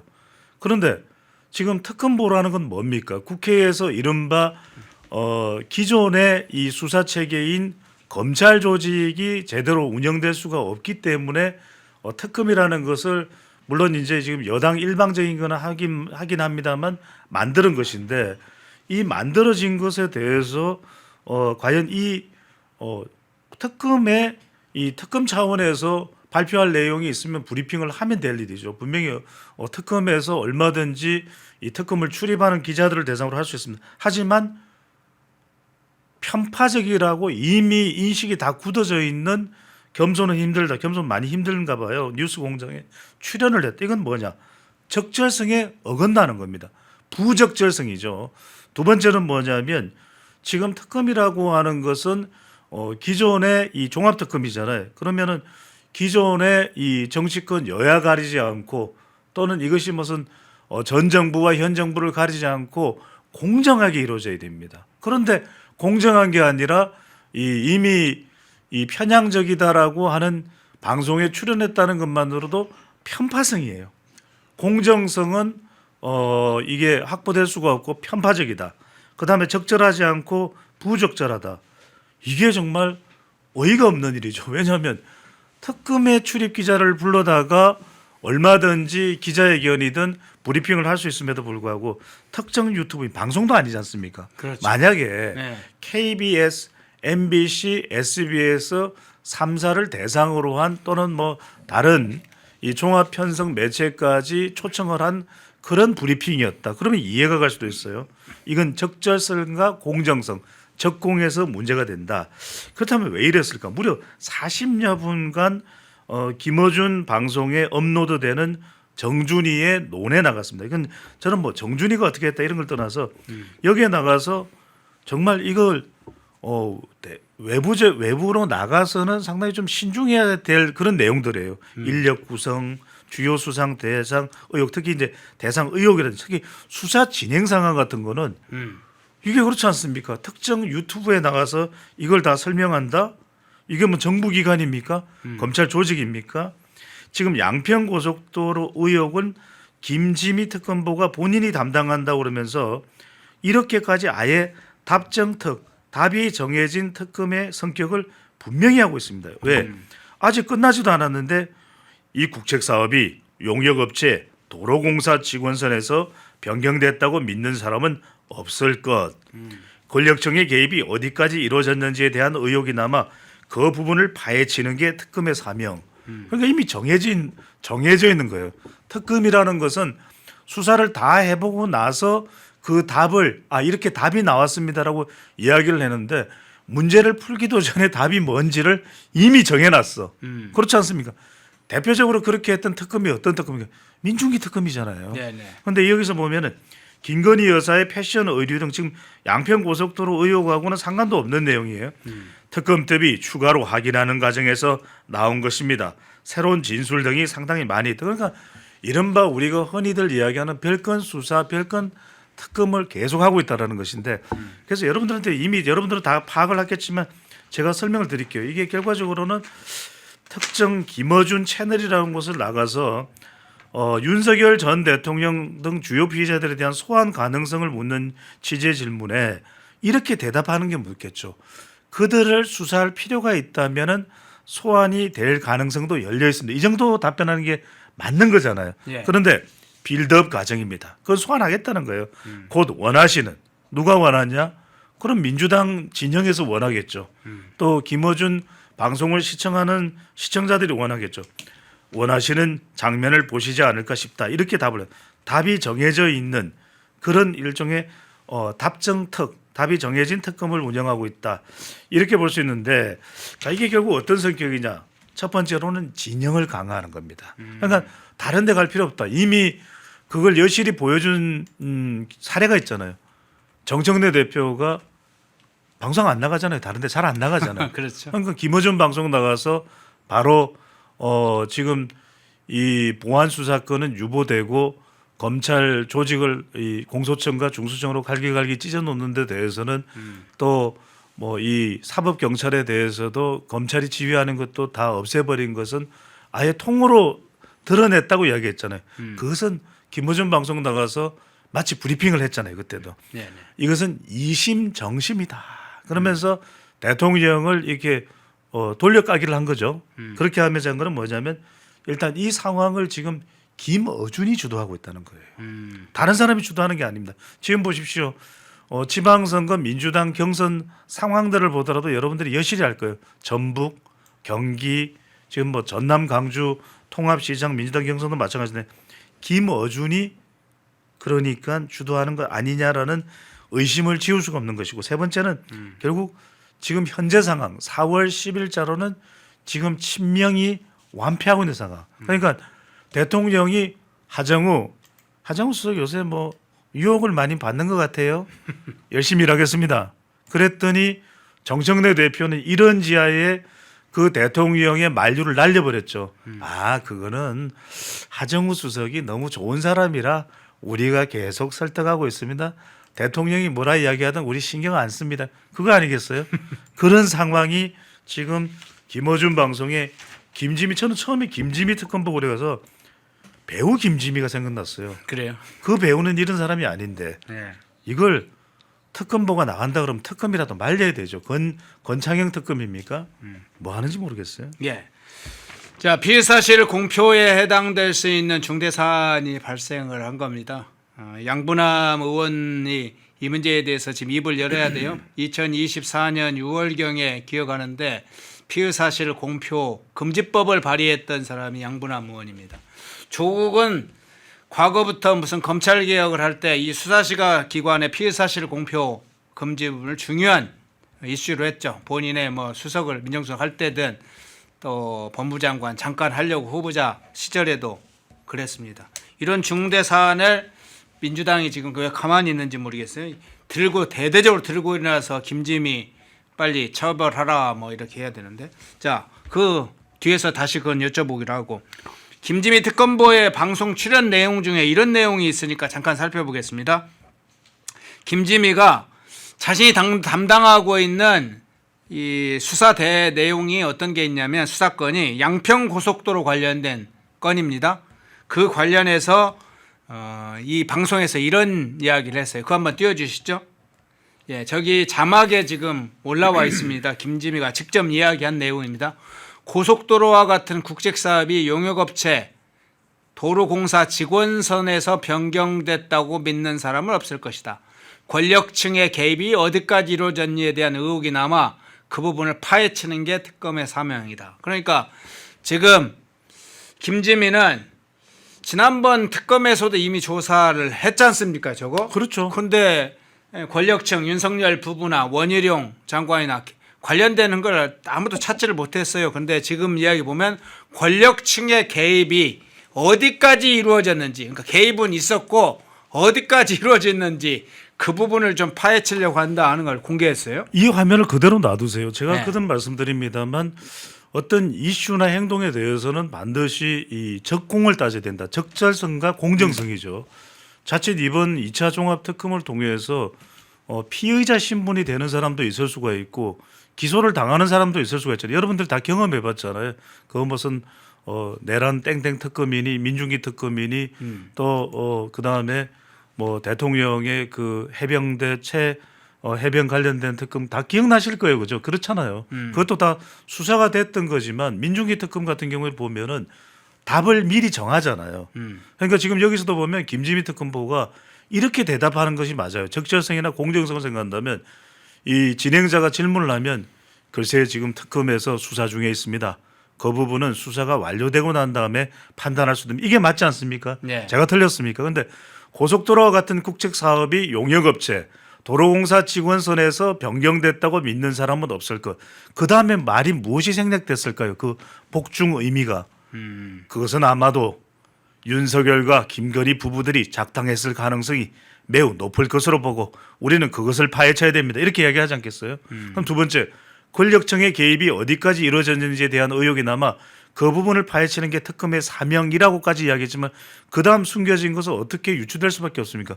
그것은 원희룡 당시의 장관, 그리고 원희룡 장관에 대해서 비호하는 이른바 친윤, 이른바 윤핵관들의 이 비호, 그리고 결과적으로는 김건희 여사의 가족들과 윤석열 전 대통령에 의해서 작당된 것으로 보입니다. 그렇게 나오지 않겠어요? 저도 답을 이미 알 수 있을 것 같아요. 이건 수사를 할 필요가 없을 겁니다. 이미 답은 냈고 그 답이 어떻게 흘러갈 것이라는 것을 김지미 특검보가 이 방송에 출연해서 마치 암시를 하고 있는 듯한, 적어도 특검보가 됐다면 제가 거듭 말씀드립니다. 이 김지미 특검보가 뭐 검사 출신이든 로펌 출신이든 변호사 출신이든 뭐 H대 출신이든 이게 중요한 것이 아니라 우리 국민들이 봤을 때 적어도 법치주의에 이 준하는 그 기준이 있어야 되지 않습니까? 그런데 지금 벌써 어떤 답으로 가고 있다는 것을 암시해버리는, 이건 있어서도 안 되고 이것은 매우 편향돼 있고 어처구니가 없는 상황이 지금 연출되고 있는 것이죠. 예. 피의 사실 공표 금지 행위 이게 명백한 문제이죠. 또 하나의 김지미의 발언 살펴보겠습니다. 그 한번 띄워주시겠어요? 윤석열 전 대통령의 소환 문제에 대해서도 이야기를 했어요. 그래서 물어봤어요. 그 앵커가 윤석열 전 대통령이 포함해서 주요 피해자들에 대한 소환 가능성, 뭐 특히 윤석열 대통령 소환해서 조사할 거냐 이렇게 얘기하니까 김지미가 이렇게 얘기합니다. 빌드업 과정이다. 곧 원하시는 출석 장면을 보시지 않을까 싶다. 그러니까 지금 준비하고 있다. 소환하려고 빌드업이라는 게 뭐 그런 얘기겠죠. 지금 단단하게 준비를 하고 있다. 원하시는 장면 누가 저걸 원하는지 저 어떻게 해석을 하세요? 아니 그러니까요. 이 방송에 나가서 이른바 그 방송의 시청자들의 구미에 당기는 발언을 하면서 그래서 저는 이해가 안 돼요. 김지미 특검보가 물론 현직 검사는 아니죠. 근데 이제 이 사람이 뭐 어떤 배경을 가지고서 여기에 이제 발탁이 됐는지는 모르겠습니다만 과연 이 특검 이 종료 이후에 어떤 본인의 미래 정치적인 빌드업 과정을 하고 있는지를 모르겠습니다만 첫 번째가 이거예요. 이런 발언들과 대통령이 곧 소환 조사될 수도 있는 2차 종합특검의 이 이야기 자체가 상당히 지선에 영향을 줄 수밖에 없는 거 아닙니까? 네. 그리고 그 장면 자체가 극적 장면이겠죠. 대통령이 나오는 순간에 포토라인이 만들어질 테고 수많은 플래시가 터질 것이고 지금 4월인데 대선을 지방선거를 한 달여 앞둔 5월 초에 만약에 윤 전 대통령이 나타난다 그러면 이건 완전히 선거에 영향을 줄 수밖에 없는 것이거든요. 그럼 말 그대로 그게 어떤 특검의 영향, 2차 종합특검을 또 연장하면서까지 운영될 수 있을 테고 대통령은 뭐라 그러겠습니까? 앞에 막 카메라를 들이대고 마이크를 들이대면 글쎄요 뭐 저를 왜 불렀는지는 모르겠습니다. 그럼 온통 또 비판의 이 댓글을 달아가지고 대통령이 너덜너덜하게 해질 테고 또 양평고속도로 관련돼서 걸 묻든지 2차 종합특검이니까 뭐 온갖 왜 윤석열 정부 때 문재인 정부를 수사했냐 이런 거 질문 들어오지 않겠습니까? 그게 대해서 윤 전 대통령이 이 출석을 할지 안 할지 여부도 뭐 미지수기는 합니다만 그런 부분에 대해서 싸잡아 이제 이 이른바 노출을 시키면서 여론에 영향을 주는 그런 형태를 이야기하고 있는 거 아닌가 의심을 할 수밖에는 없을 것으로 보입니다. 예. 자, 이 김지미 관련해서 마지막 하나 질문을 좀 드리죠. 출범 지금 한 40일이 조금 넘어가는 걸로 좀 기억이 되는데 현재까지는 뭐 특별한 성과가 있는 건 아니에요. 압수수색 정도 한 거예요. 뭐 성과를 내라는 게 억지로 판을 만들라는 건 아니지만 실제 혐의 같은 걸 구체적으로 밝히는 게 없다는 거죠. 자, 그런데 김지미가 이게 방송에 나와서 정말 공표해서는 안 될 이런 피의 사실 자체도 수사기관 차원에서 피의 사실 공표까지 하는 상황인데 이걸 정치적으로 보면 지지층에 대한 화답일까요? 아니면 뭐 그 부분도 있을 거고 지지층이라는 게 이제 이재명 지지층이나 이런 게 되겠죠.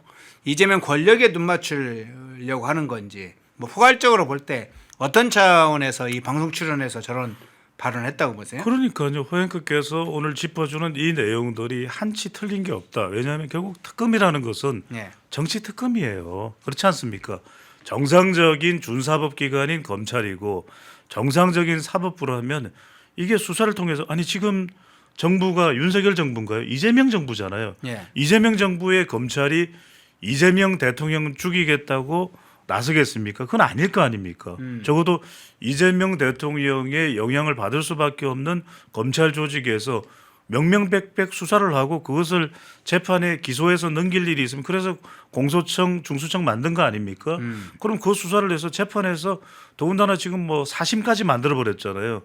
그 재판의 정상적인 과정을 통해서 판단하면 될 일인데 지금 고도의 수사를 해서 전문 조직이 수사를 해도 수사가 될까 말 건데 그런 조직도 아닌 사람들이 이 모여가지고 수사한 결과 그것도 수사 결과가 다 나오지도 않았고 수사가 본격화되지도 않았는데 이미 답을 이야기하고 있잖아요. 거듭 말씀드립니다. 이건 뭐냐면 이미 정치적인 목적, 정치적인 의도가 고스란히 포함되어 있는 정치 특검이라는 말 외에는 다른 설명은 부적절하고 부적합할 것으로 보입니다. 예.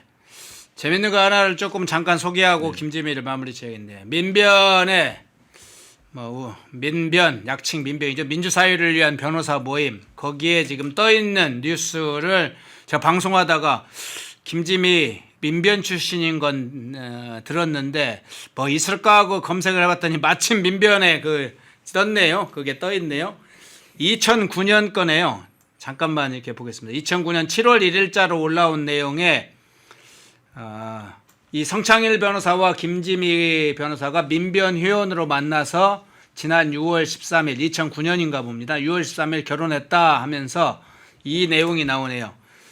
민변 20주년 행사 공연을 준비하면서 김지미를 처음 만났다. 민변 노래회에서 같이 노래를 불렀지요. 당시 김지미 변호사는 신입 회원으로 막 노래회에 들어왔을 때였어요. 당시에는 대학교 선배가 새내기를 봤을 때처럼 풋풋한 느낌이었다. 멋지고 이야기를 하네요. 그러니까 뒤에 이제 뭐 커플, 결혼, 민변, 부부 이런 내용 쭉 나오는데 그 남편이 결국 나중에 남편이 됐죠. 성창일 변호사. 사람이 글을 올렸는데 요걸로만 보면 김지미는 2009년도에 민변에 가입을 했고 노래회에 들어온 걸로 보입니다. 그러면 지금 몇 년이 지났습니까? 20년 조금 안 되네요. 긴 기간 동안에 민변에서 활동했던 그 김지미가 지금 칼을 좀 들었다고 생각을 했나요? 저렇게 와서 조금 남장판을 치는 모습이었네요.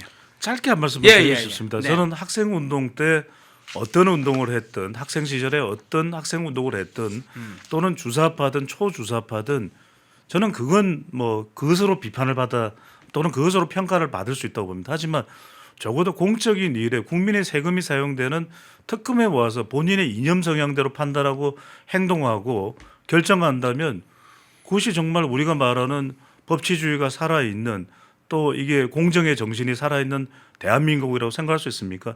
자기의 이념을 공적인 일에 이입을 해서는 안 되는 거죠. 저는 그 말씀을 드리고 싶습니다. 네.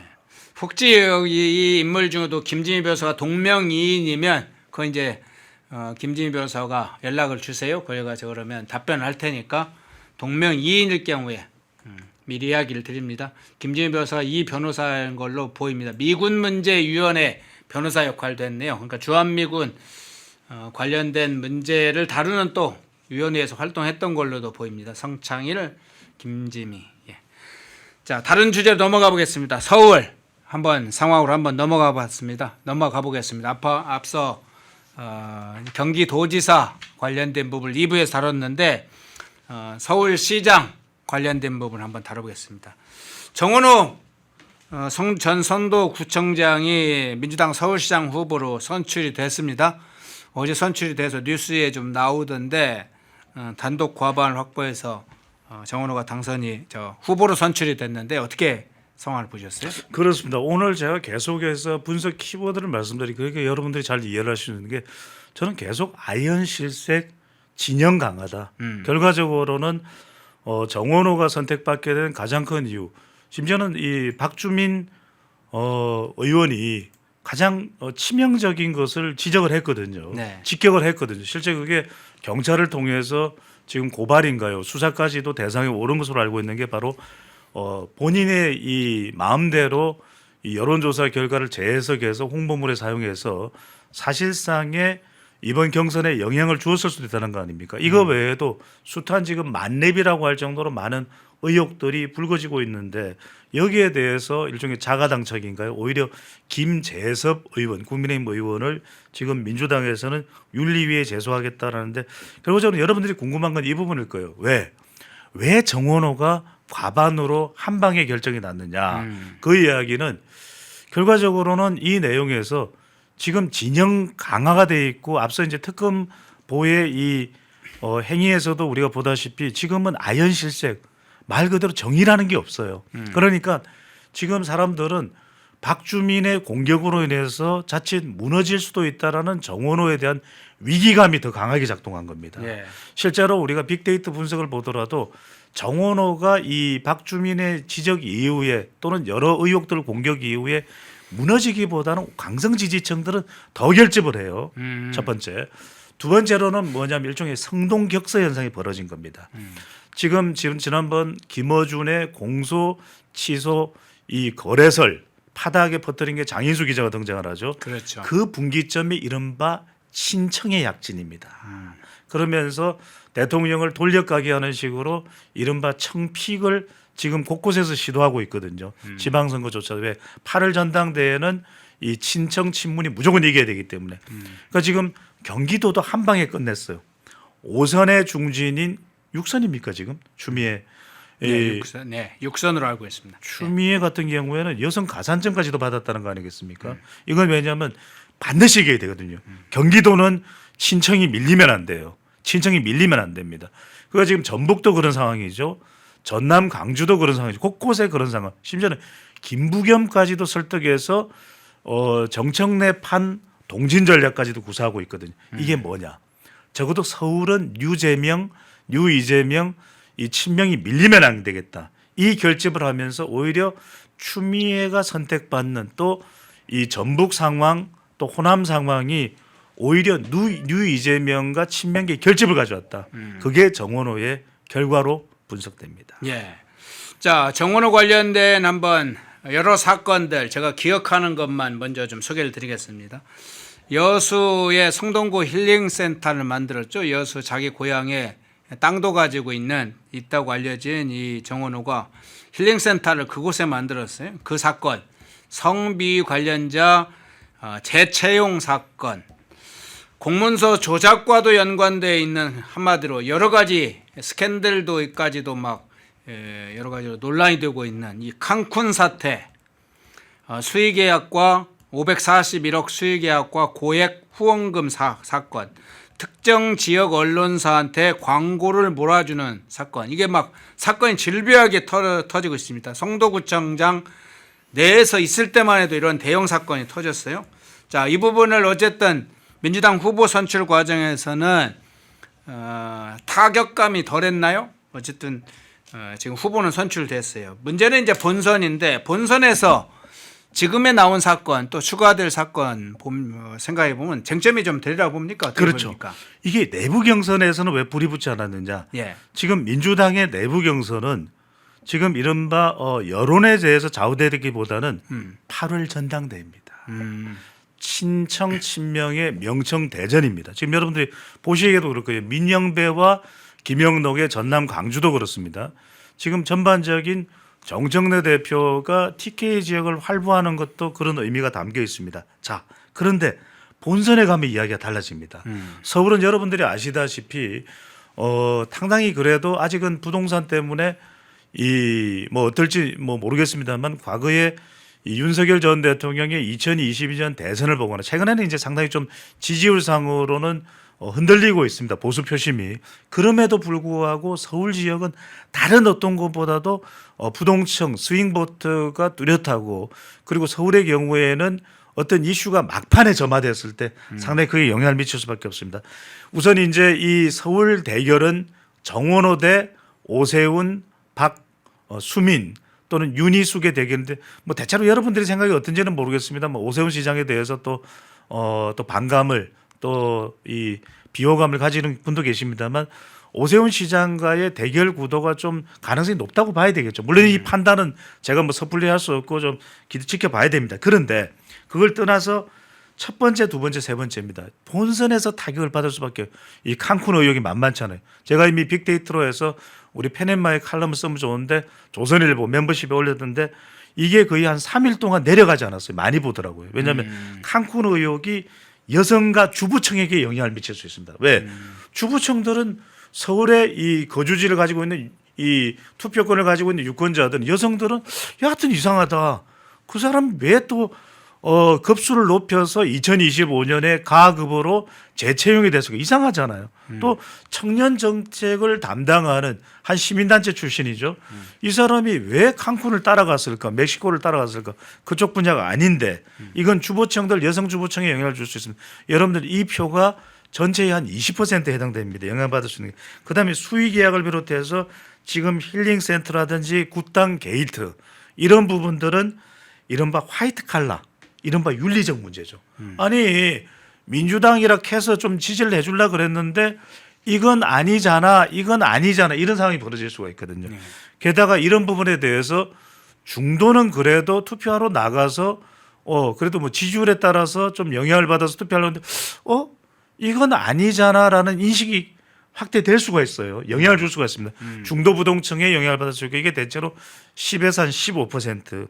마지막으로 뭐냐면 그래도 그동안 뭐 만족도가 높았다는 등 뭐 구정 평가율이 평가의 긍정률이 높았다는 등 광고와 홍보를 해왔던 것이 지금 이 정원호 후보잖아요. 그런데 보십시오. 여론조사도 지금 상당히 문제가 되고 있습니다. 그 홍보한 거. 그다음에 재채용권도 상당히 문제가 될 수 있고요. 본인의 고향에다가 힐링센터를 만들었다는 것과 그 외에 도이치모터스에게 좀 특혜를 준 것 아니냐는 의혹입니다. 그 외에 갖가지 지금 불거지고 있는 또 성윤리 문제도 있습니다. 이 부분이 뭐냐면 20대 여성들한테 영향을 줄 수 있습니다.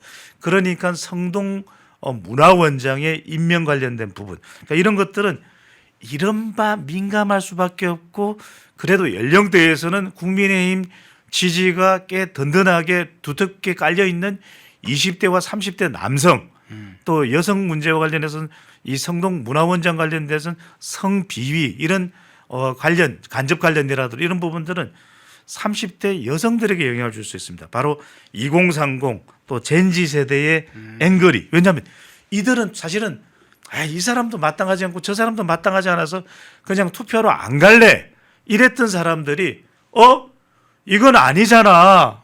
이른바 우리가 말하는 분노의 이 앵그리 버드 현상이 발동이 돼서 이게 막판 표심으로 또 연결될 수가 있거든요. 이런 영향은 민주당 경선은 아니었습니다. 하지만 본선은 다분히 국민의힘 후보가 양강구도라고 봐야 될 테니까요.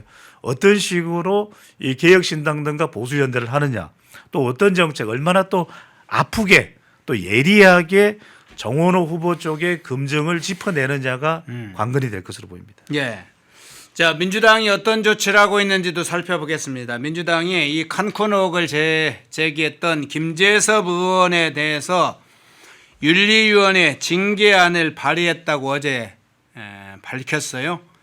자, 민주당에서 어떤 내용으로 그 징계안을 발의했을까요? 김재섭 의원을 향해서 이런 내용을 징계안을 냈다고 합니다.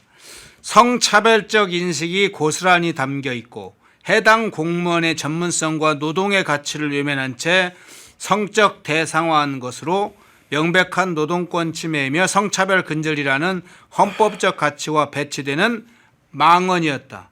저는 제 기억에는 제 해석에는 김재섭 의원이 성차별적 발언을 한 적도 없고 두 사람이 다른 사람을 일치한 거하고 두 사람이 같다는 발언도 한 적이 없는 걸로 기억되는데 대체 성차별적 인식이 뭐 공무원과 관련한 노동의 가치를 의미 이게 뭔 얘기예요?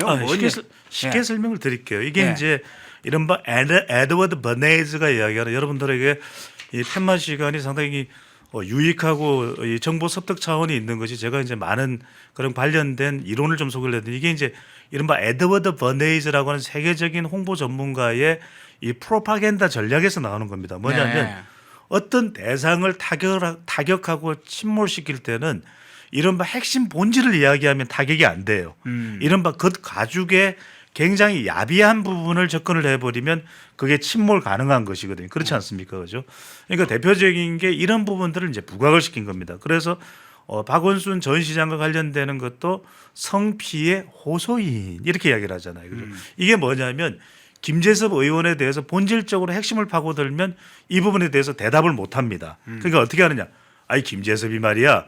이 여성 관련된 걸 이렇게 해가지고 여성의 이미지를 실추시키고 이거 나쁜 사람이네. 성인지 감수성이 없는 사람이네. 이거 야비한 사람이네. 그러니까 어느 순간 야비한으로 도배가 되는 거죠. 그러면 이제 그게 대해서 이런 이 친민주당 유튜브라든지 방송에서 이 부분을 부각을 시켜버리면 제목을 그렇게 만들어버려요. 야비한 평가받는 김재섭 의원 국회 윤리위에 해부돼 이렇게 되는 것이거든요. 그러면은 완전히 이제 김재섭은 야비한 인간이 돼버리는 거죠. 이게 어떤 현상이냐면 그대로 박상용 검사에게도 적용됩니다. 뭐냐면 설렁탕과 곰탕이 아닌 그냥 도시락에 연어 몇 조각이 들어가 있는 거잖아요.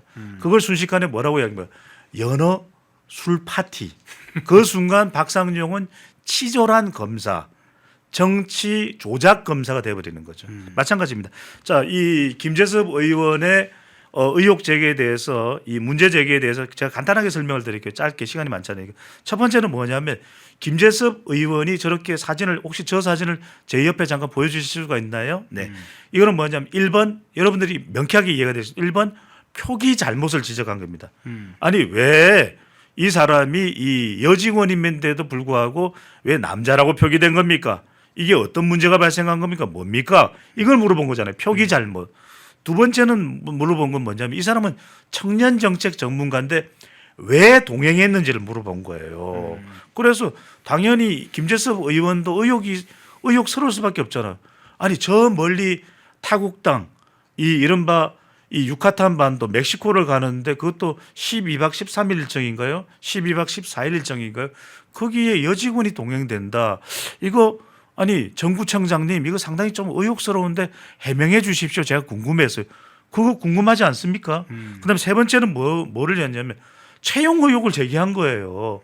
아니 2023년에 다급으로 계약직으로 채용됐던 직원이 얼마나 탁월한 역량이 있었기에 2025년에 가급으로 최상단에 재채용이 됩니다. 요즘 얼마나 채용이 어렵습니까? 그게 궁금하다라는 거예요. 그러면은 그 채용 심사위원회에 기준 같은 게 있을 거 아닌가. 더군다나 왜냐하면 이 여성 직원의 경우에는 시민단체인가에 일할 때 뭔가 직장 가해를 했다 그래가지고 민원까지 들어온 사람이에요. 그런 사람을 채용하고 이렇게 직급까지 올려준 게 궁금하니까 그거 물어본 겁니다. 이게 여성 비하입니까? 제 이야기를 들어봤을 때. 그런데 김재섭 의원을 침몰시키려면 이렇게 그냥 야비한 사람으로 만들어버려야 돼요. 아, 이 사람 김재섭이 말이야 서울법대까지도 나왔는데 야비하네. 서울사대부고까지 나왔는데 야비하네 사람이. 이러면 더 극명하게 야비한 사람으로 낙인이 찍혀버리죠. 그 전략입니다. 이른바 연어 그것도 도시락에 연어 몇 조각 들어간 건 보도를 안 해요. 모든 매체들이 연어 우리 펜앤마이크만 빼고 전부 연어 파티라고 그래요. 그런 순간 박상정 검사는 연어 술 파티를 벌인 검사로 낙인이 찍혀버려요. 그 전략을 지금 구사를 하고 있다 보니. 자 그러면 이 김재섭 의원에 대해서 문제 삼는 사람이 지금 합동수사본부에 대해 수사본부가 뭐 예상을 했겠지만 전재수 의원도 지금 이 후보로 결정되고 나니까 무혐의 처리했잖아요.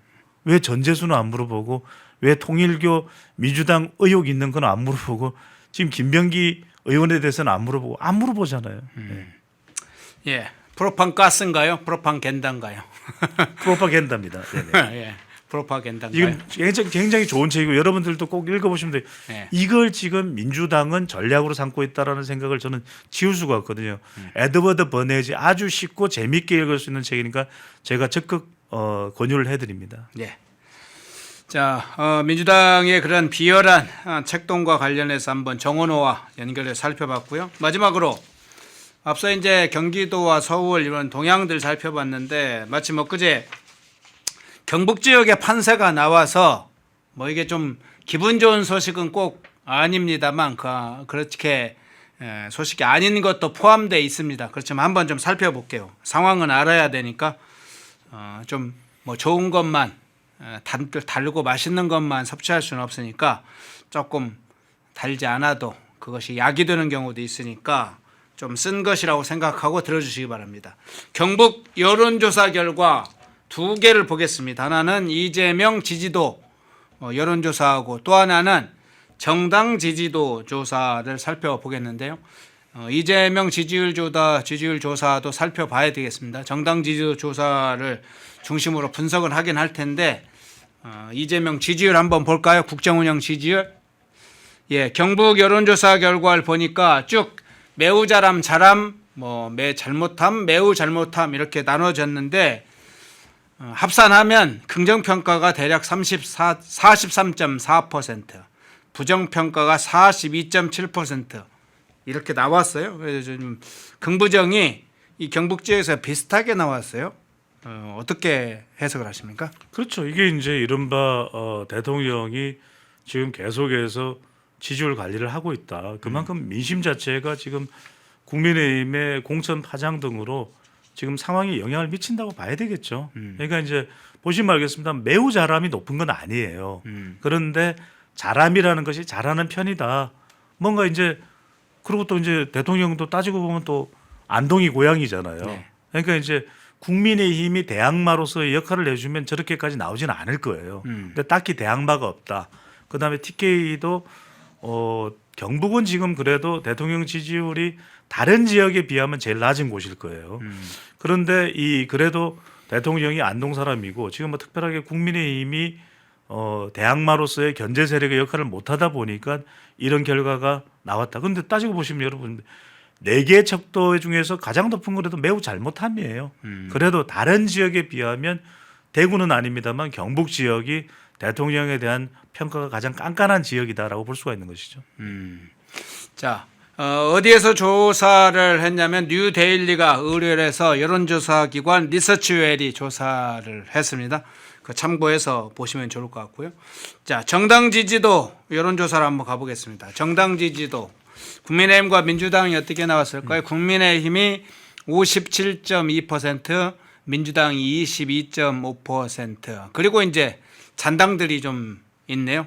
이제 이재명 지지율과 조금 별개로 정당 지지율에서는 조금 다른 양상인데 일단 해석을 어떻게 해야 돼요? 그렇죠. 여기서 이제 우리가 중요한 것은 대통령 지지율은 뭐 이제 긍부정이 비슷한 경북 지역이지만 당을 놓고 보면은 또 국민의힘이 월등하게 높죠. 민주당보다는 이 조사 결과를 보면 그건 뭐냐면 경북만큼은 민주당이 기반이 없다. 1번. 네. 두 번째로는 인물이 없다. 이른바 기반 부재. 두 번째는 인물 부재. 민주당이 없어요, 사람이.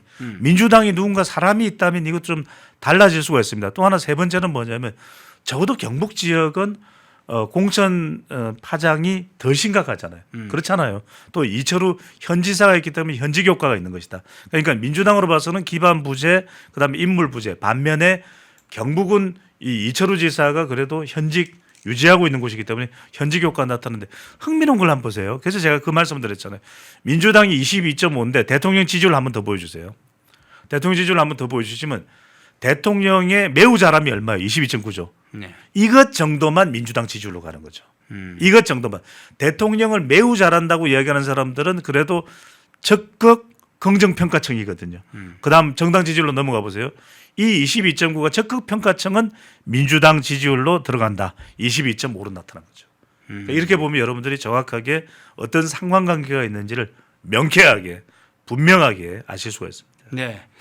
우리 댓글 중에 보니까 어떤 분의 차단을 해달라고 요청을 했는데 왜 차단을 해달라는 건지를 제가 이제 내용을 모르겠네요. 그걸 혹시나 의견이 있으면 차단 이유를 좀 설명해 주시면 저희 기준에 맞으면 차단을 할게요. 의견을 주세요. 그런데 이 대통령 지지율과 정당 지지도 결과를 좀 볼 때 경북지사 선거는 그럼 어떻게 예측을 하세요? 뭐 경북은 국민의힘이죠. 예, 예. 국민의힘이죠. 이건 앞서 말씀드렸듯이 지지율이 벌써 이미 많이 기울어진 운동장이잖아요. 네, 네. 그러니까 여기는 민주당이 힘을 못 쓰는 이유는 앞서 말씀드렸듯이 대통령 지지율이 높다고 해서 대통령이 출마하지는 않을 거 아닙니까?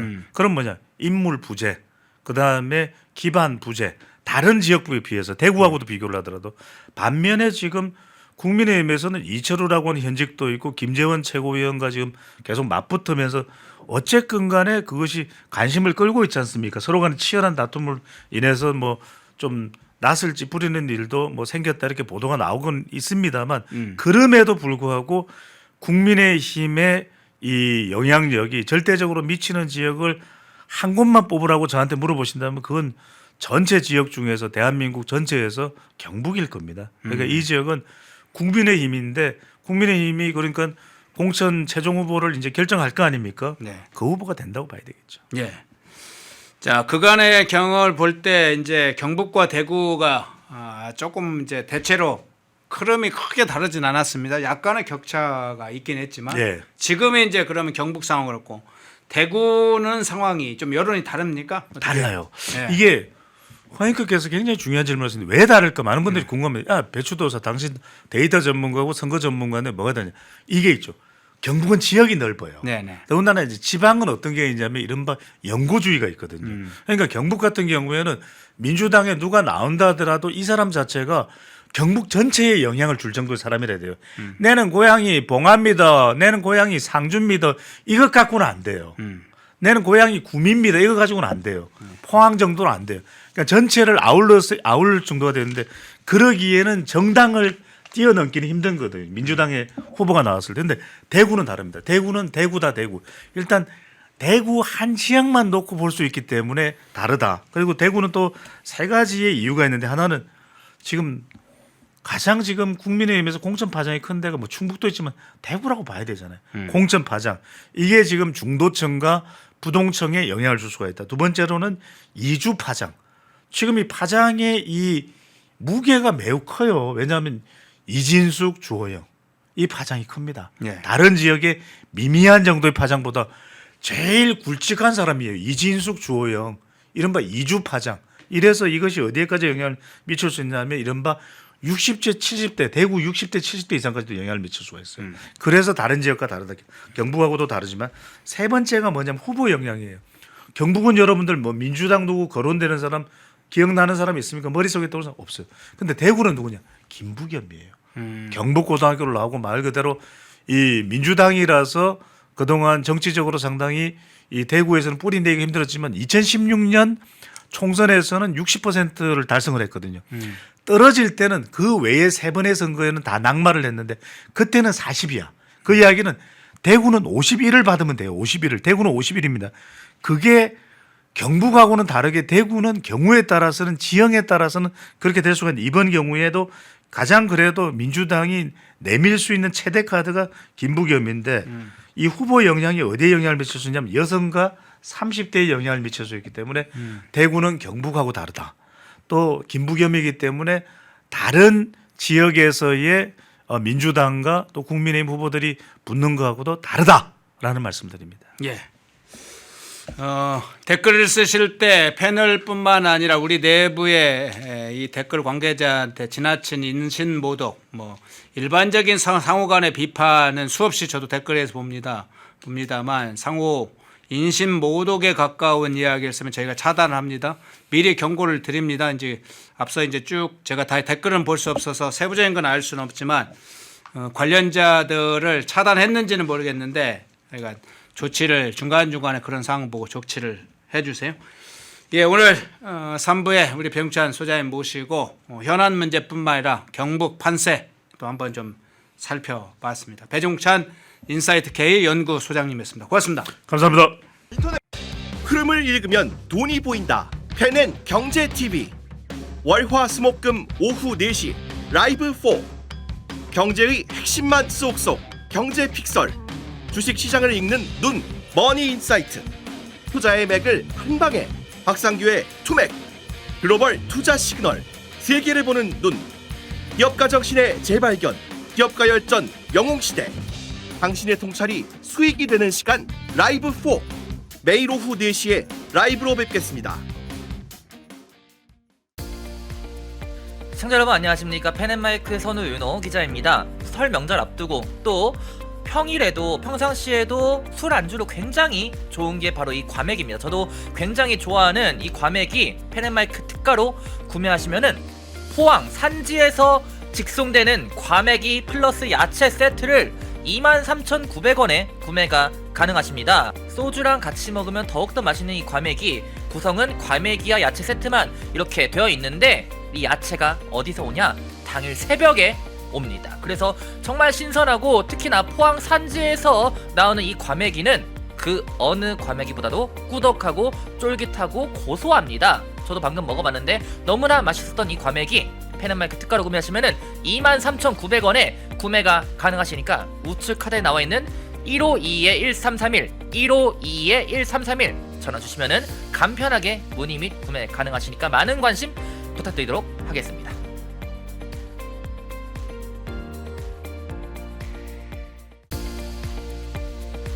시청자 여러분 안녕하십니까. 펜앤마이크 선우윤호 기자입니다. 오늘은 제가 제품 하나를 소개해 드리려고 하는데요. 바로 남재은 박사가 직접 개발한 알부민 울트라맥스. 누적 판매량이 300만 병을 돌파한 만큼 후기로 검증된 뭐 그런 제품이라고도 볼 수가 있는데, 그러면 많은 분들이 대체 어떤 부분에서 무엇을 보고 300만 병이 넘는 이 주문량을 돌파했는지 그걸 알아야겠죠. 바로 많은 분들이 꼽는 것에 피로회복, 면역력, 그리고 간 건강 등이 있습니다. 무엇보다 남재은 박사가 본인이 직접 마시면서 개발에 참여했기 때문에 다른 제품들을 보더라도 이름을 걸고 판매하는 제품들은 당연히 자신감이 있을 수밖에 없습니다. 그것이 이러한 자신감이 300만 병 돌파라는 그런 판매량으로 입증된 거기도 하고요. 이 피로 회복, 면역력, 집중력 저하, 간 건강 등 이 하루 한 병 바꿔보시면은 아마 일상이 달라졌다는 후기들이 많은 것처럼 여러분들도 그 후기가 자신의 후기가 될 수 있을 거라 생각을 합니다. 지금 구매하시면 펜앤마이크 이벤트로 정말 그 어디서도 경험할 수 없는 이벤트를 경험하실 수가 있습니다. 바로 2+1 이벤트인데요. 지금 바로 우측 하단에 나와 있는 번호 1522-1331 152-1331 전화 주시면은 펜앤마이크에서만 진행하는 2+1 이벤트로 알부민 제품 구매하실 수가 있으니까 많은 관심 부탁드리도록 하겠습니다.